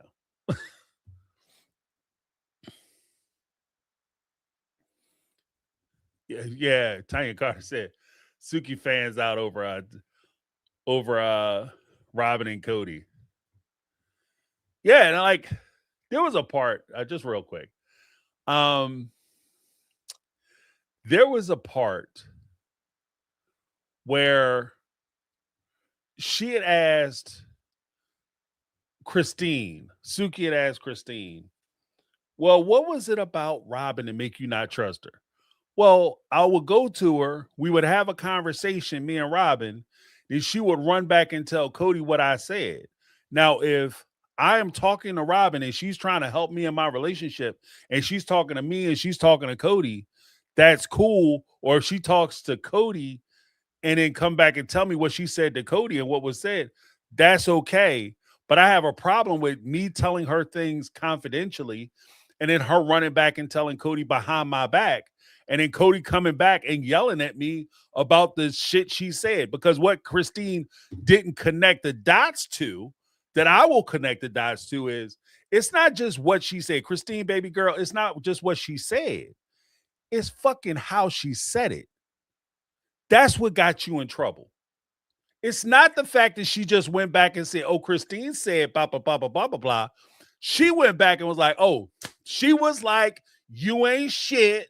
Your little man ain't doing no job. You ain't working nothing out. She also said you a deadbeat ass father. She said that you got a little punk ass job. You got a little kid job. She said that you ain't taking care of nothing over her way. She said you might as well keep your little short pants ass at home because you ain't worth the you ain't worth the shit nor time that it would take to try to straighten you out.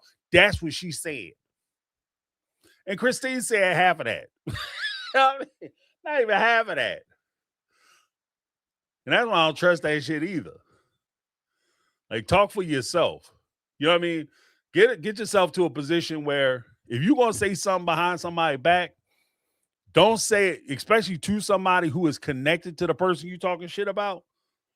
You should never say something to that person that you are not willing to say to the person you talking about. My wife always said, like, if I'm talking shit behind your back, just know and believe that I'm practicing how I'm gonna say it to your face. And I 100% agree with that. I 100% agree with that. Because the problem with you talking shit behind somebody's back, too often, especially when you all have problems and issues together, or you have relationships together. If Robin has a problem with Cody, she'll come over and be like, Cody comes over my place. He want to sit up. I make a dinner. He don't want to wash a dish. He don't want to help with the kids. He just want to sit back, finish his meal, then go into the other room and expect me to bring him a beverage out so he can watch his programs. And I got to sit here and clean the kitchen up and take care of the kids. He ain't shit. And then Christine come back and say, yeah, you right. He come over my house. He don't even want to drink the stuff. He sit on the phone all night, texting somebody. I don't even know who he texting. Texting Robin, by the way. And they had that conversation. Robin's not going to just go back and tell Cody about Christine's issue. She's going to go back and pad Christine's issue with Robin. She being Robin, pad Christine's issue with her issues and tell Cody about all the shit and just put Christine's name on it. So yeah, I got a problem with, as Robin, I got a problem with Cody and what he doing, what he not doing, how he come over my house acting lazy. And I'm going to tell him so much that you acting lazy. Only difference is I'm not going to be the one who said it because I'm going to say Christine said it. And I'll be willing to bet a dime to a dollar, a dime to a box of donuts, that at the end of the day, that's exactly why your ass was getting in trouble. You wasn't just getting in trouble for the shit you said. You was getting in trouble for the extra shit Robin was saying. And that's why you was in trouble. But when she was saying that, when Christine was saying all that, look at Suki's face. She act like she don't understand shit.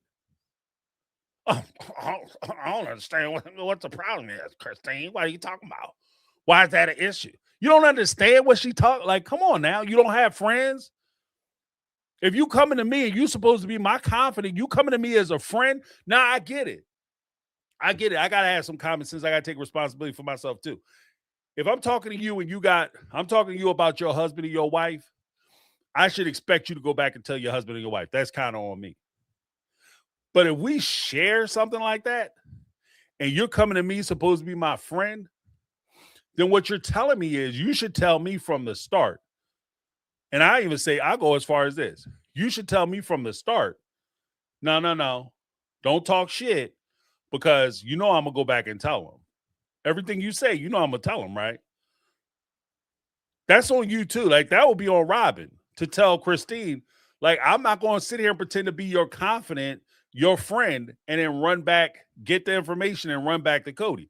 That's dishonest. If Robin's going to be a real one, the moral compass should know that if you plan on telling your husband about the shit you talk about with one of his wives, then you should tell that wife, before you say shit to me, understand I'm going to go back and tell Cody.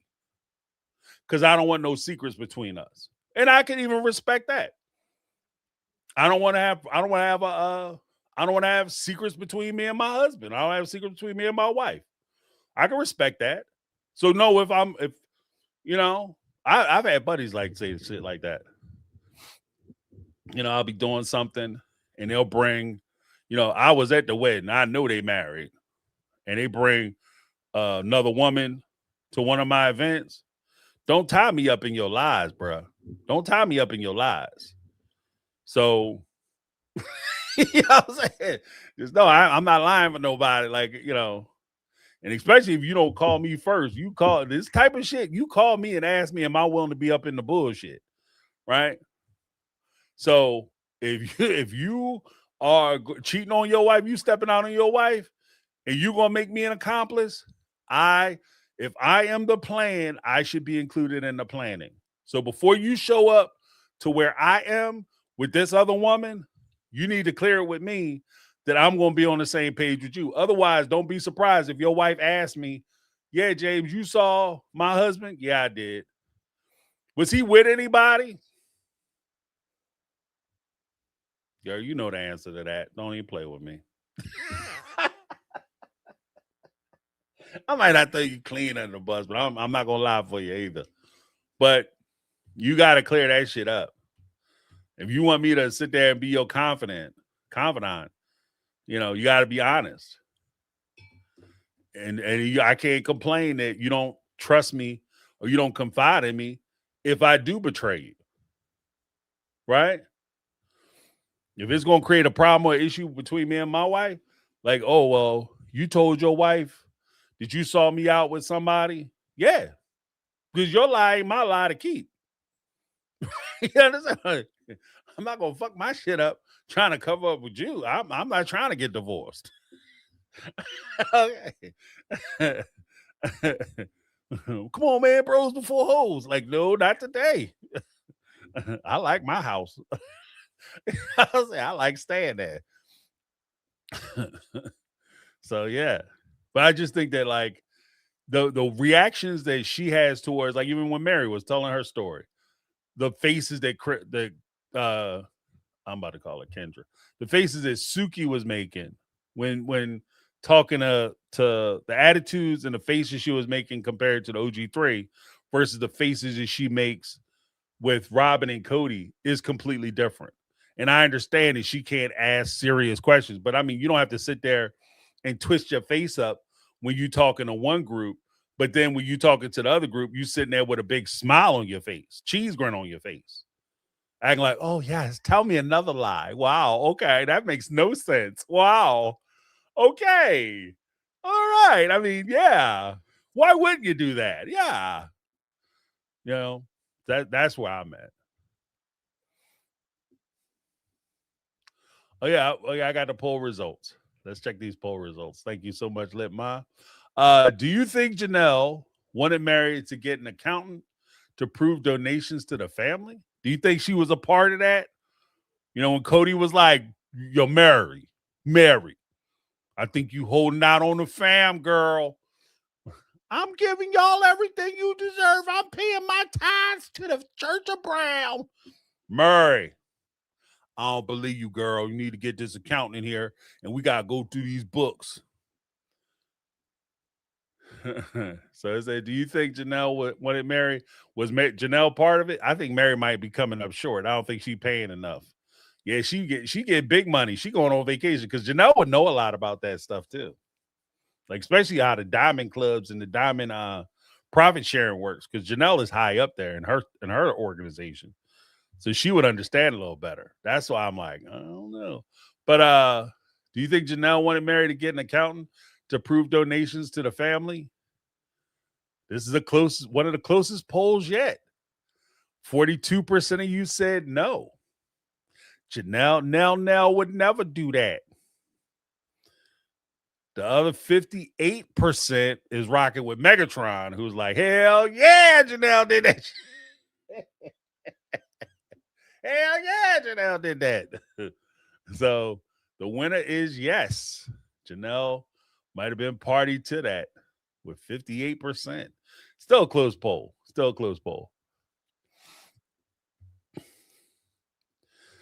That's rough, though. I'm going to call that poll off. That's almost everybody voted on that one. Woo-wee.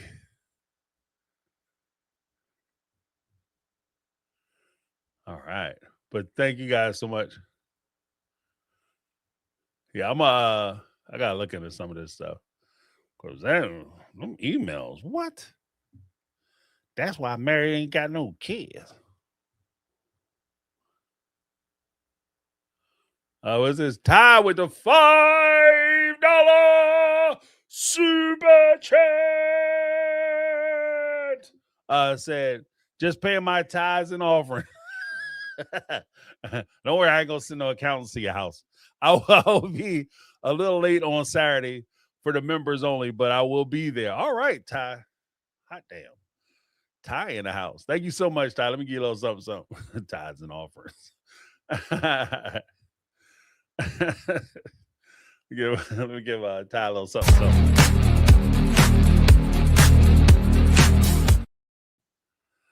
Yeah, especially if I'm not part of the family. That's why I keep saying, like, everybody says that, like, oh, when she was catfishing, the catfish scandal, Mary wasn't part of the family. If you're not part of the family, ain't no way in the world I'm bringing an accountant in. You couldn't even talk to me about an accountant. Why am I giving you money? You understand what I mean? I give money, like, if it feels like that, I'm contributing to the family. If she's not a member of the family, why is she even entertaining an accountant or even that question or a conversation? Like, what?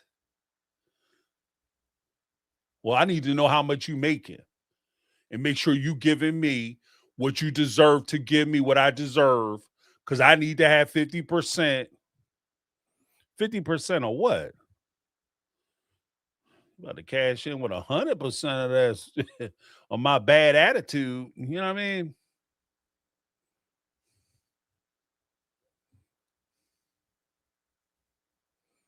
All right, Megatron with the 10,000 steps. What? Megatron is getting dedicated. Dedicated. Motivated. Lip, right, lip, right, lip, right, lip. 1, 2, 3, 4.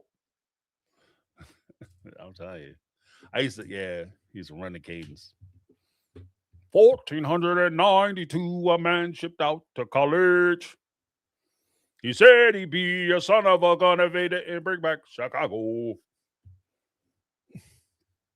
Yeah, that was my shit. That and I left my home to join the army.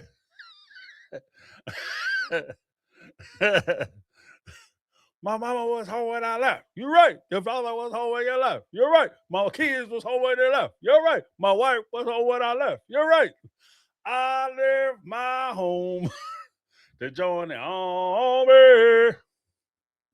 That was my shit, boy.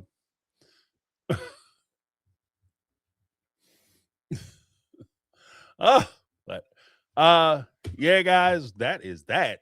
We got through another one. Before we go, though, let me you know what I like to do? I like to put hearts in the chat. Let's get some hearts in the chat. This is a special segment I like to do. I should have did it earlier, actually. I've been kind of lacking and slacking. But I like to do hearts in the chat because I think it's important for us to support one another. Because again, we're social people, we're social beings, and it helps when we have support from our fellow human beings, people in our tribe supporting us, right? So I want to give hearts in the chat first and foremost for anybody who needs that support and maybe didn't notify me or want to keep it to themselves. They're going through some personal struggles. Let's put some hearts in the chat for them. Also, let's put some hearts in the chat for Jody Periscala. She was going through some things. Still an active member, still participating, still, putting her comments in, getting her stuff in, but want to give her recognition. Carmel Cuties, one of the Mega Mod Squad. Salute, doing her thing. Megatron, of course, she had some things going on. So we want to support her, as well as Miss Betty. She was in here earlier, showing a little love, touching base. She's very busy. She has some things going on. Also an active member, just always in the chat, always trying to bring a personality and uplift the group. So we want to definitely support her. Kathy Ferran, Kathy, OG triple OG Kathy. The sarcastic one. Allison Gaines in the house. Always she hit me up one time and just, asked to be included. So absolutely, you're included. As well as Marlo Peterson. I want to make sure we get her in there as well. So let's get some hearts in the chat for those folks so that we can give them that support. Thank you guys so much, because that, just want to make sure Well, yeah, it was a lot of folks supported that poll. But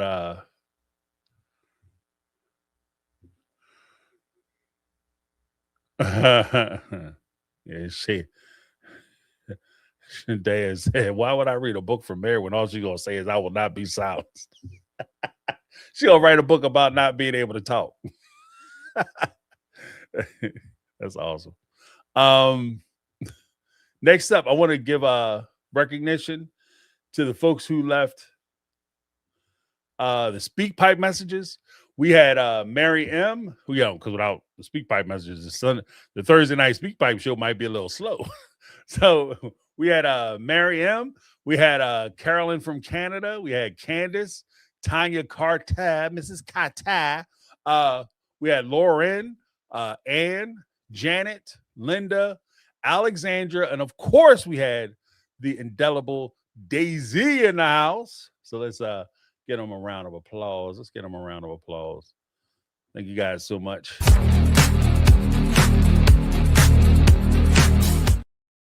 Then, of course, we had the folks who helped to contribute to the show in the form of super chats. I want to give them a special recognition. We had Jody Periscala, Megatron, Carmel Cuties, Sharon, and Martinette.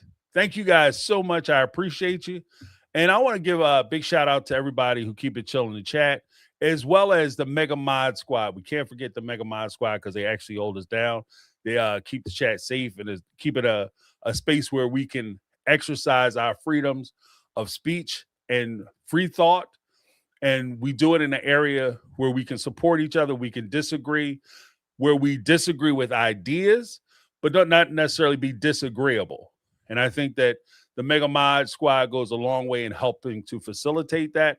So I want to give a big recognition to Lizzie B, Carmel Cuties, and Brittany Not Brittany. So thank you, everybody. Let me give you a little something.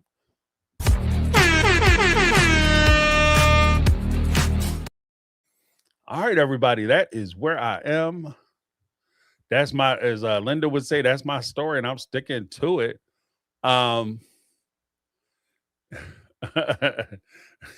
Make try to say my take on reality turned up Friday. What?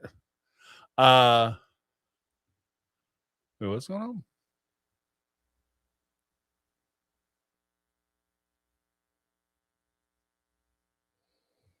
on? One second.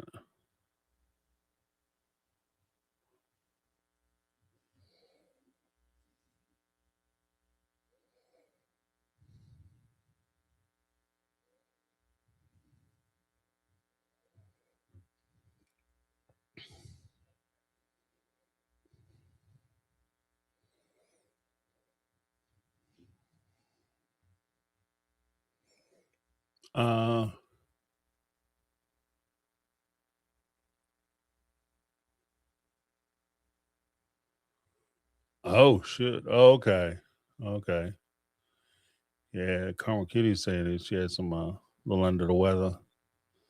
Yeah, I tell you, like, yeah, guys, make sure you're taking care of yourself. Like, Megatron's out there killing everything, walking and lifting weights and doing all kinds of shit. But make sure you aside from that, make sure you're taking care of yourself, both mentally and physically. Make sure that you're staying on point. And even beyond that, like, it's easy to be like, I think it's always, I won't say it's easy, but it's always encouraged, like, oh, go on, lose a bunch of weight and lift some weights and throw some stuff around. But I think that there has to be a point too where in self-maintenance, it's not just about working to maintain a healthy lifestyle and doing all the things and meditating and eating right and saying your prayers at night and all that and working out. I think that there's a point too, as part of self-care, that I would like to normalize, and that's recognizing where you are and being appreciative of where you are and what you have. Because, one of the sayings, like old quotes that always got in touch with me was, there's a quote that says, I complained about my shoes until I met a man with no feet. You understand what I mean? Like, as bad as your situation is, it could always be worse. And if you've ever suffered from an ailment, right, that's the one thing you think about. Like you're short of breath. I can't breathe. I can't breathe. You didn't appreciate that good air you was sucking up before your shit got tight. You know what I mean? If you have back issues, you didn't appreciate the fact that, like, I'll share this story time. There was I had a back injury when I was younger, and it carried over. Like I would have this back injury. It was like a sciatica nerve was being pinched, and it seemed like every year it would come on, and it would be terrible. I mean, just terrible. And a couple times, like I went down, and I was sure that I wasn't going to be able to walk. Like you know what I mean? It was that bad. Like I was like, oh, this might be it for a player. And you know, the one thing with like having back injuries as opposed to like leg injuries or arm injuries is that one, you never get comfortable when you lay down. Two, whenever you do get comfortable or you feel like you're about to fall asleep, you always got to get up and go to the bathroom. It's always like you got to get moving again, be uncomfortable so you can go do what you got to do so you can come back and be uncomfortable for another 4 hours. But I tell you what, after I started getting better, I learned to appreciate. I learned to appreciate the small blessing of being able to get up. If I have to go to the bathroom, I can get up out of my chair, walk across the room, down the hall, go to the bathroom. Those little things that we have to learn to appreciate. And I think that that's also part of your mental health journey. Is not just trying to improve, work to improve and get better and get bigger and stronger and all that. It's actually taking a moment to appreciate where you are and what you have. Because a lot of times we spend so much time worrying about shit that we don't have, all the stuff that we could be doing, all the stuff we should be doing, all the things and the properties and the cars. Like, oh, I wish I had a better car. I wish I had this, I had another. Like I said, you know, I complained about my shoes till I met a man with no feet. I complained about my car till my car broke down. Okay, you gotta get on the bus, or you gotta walk somewhere, ride a bike somewhere. Then you don't give a shit that your car don't match. Got 3 different colors on it, right? As long as it's getting you from A to B, right? And what I'm saying is that you can always want better, and I think that's a great thing for you to want better, to do better. But at the same time, you have to stop sometimes in your pursuit of getting better and appreciate where you are. You know, you want your kids, like, oh, everybody want their kid to be doctors and lawyers. Sometimes you just got to be happy that your kid is healthy and here. You understand what I mean? Your kid is here.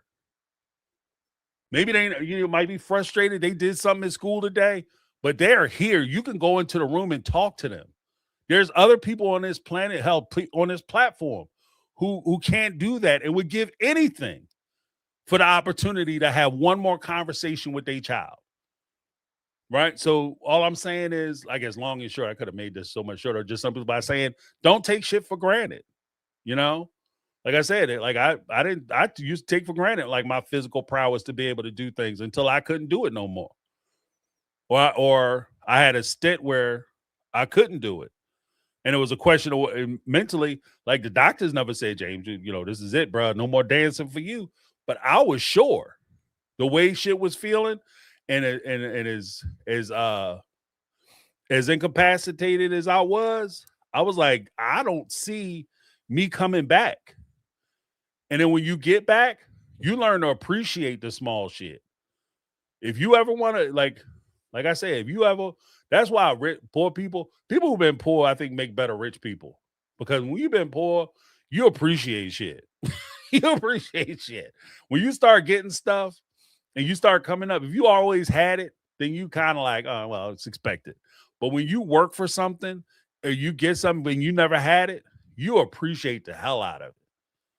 Yeah, every opportunity. You come home, sometimes, like, you come home, just the ability to come home to a place that's yours. If you've ever been homeless or you ever been concerned about being homeless, I would imagine that one of the most special things that you can have is being able to walk into a place that you own, a place that belongs to you.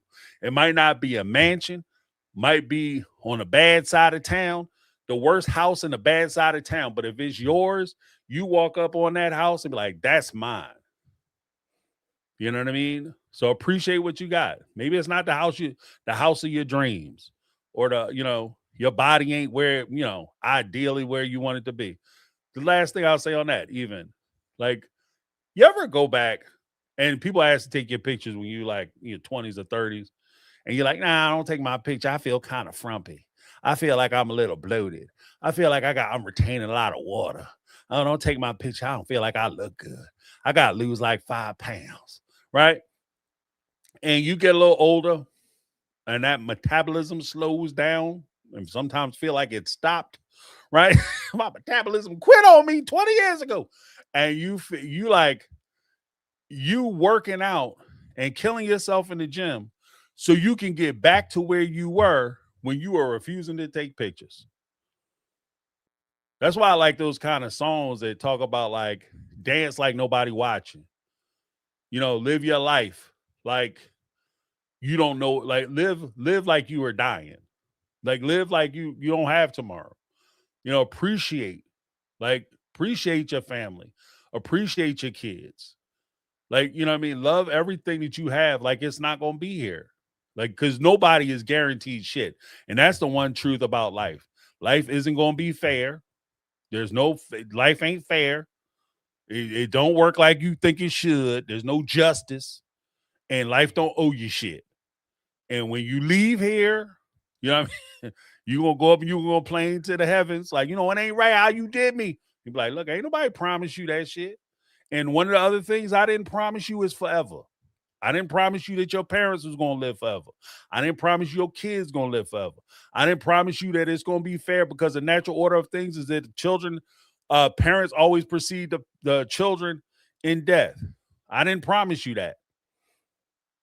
So love them while you got them, and hold on to them and appreciate your situation. So, and I agree, life is hard. Life is hard. Life is hard. Life is for the living. And it damn sure ain't for the weak, because life will kick your ass every day and twice on Sunday. And then when you get down, like, it's not fair. I'm already down. Life like, well, I'm gonna polish my boots with your forehead. So, because that's how life works, But I'm just saying, like, in your observation that you don't have anything, just recognize that you have what you need. Maybe you don't have what you need. You feel like you could do better. That's fine. That's natural. I'm just saying that appreciate what you got. Take time to appreciate what you got. Because maybe you don't live in the house that you got, but you can get up and walk across the room. You healthy. Appreciate your time. That's all I'm saying. Take it for what it is. But I want to thank you guys for hanging out with me in my last little spiel of the evening. Like, what James on? Why he talk so much? What is he on? He ramming. But thank you guys so much for hanging out with me. Yeah, we'll be back on Saturday for the members roundtable. I will be releasing a video, talking about some of the issues that are popping up on some of the social media sites like Facebook and stuff. So I'll be in the Reddits and all that. So we'll see how that goes. And I have my new material that I will be dropping very soon. So keep an eye out for that. But thank you guys so much for hanging out with me. If you're not yet subscribed to the channel, My Take on Reality Live, please subscribe to that channel, because that's where my lives will live. So if you want to do the recaps or rewatches, that's where they'll be. All right. Thank you guys so much for hanging out with me. I appreciate you. That's my take. I'm James, and this has been My Take on Reality, and I'm out. Oh, yeah, I will be back on Sunday, too. We'll be doing the Sunday show. All right. That's My Take on Reality, and I'm out. Have a great night, guys.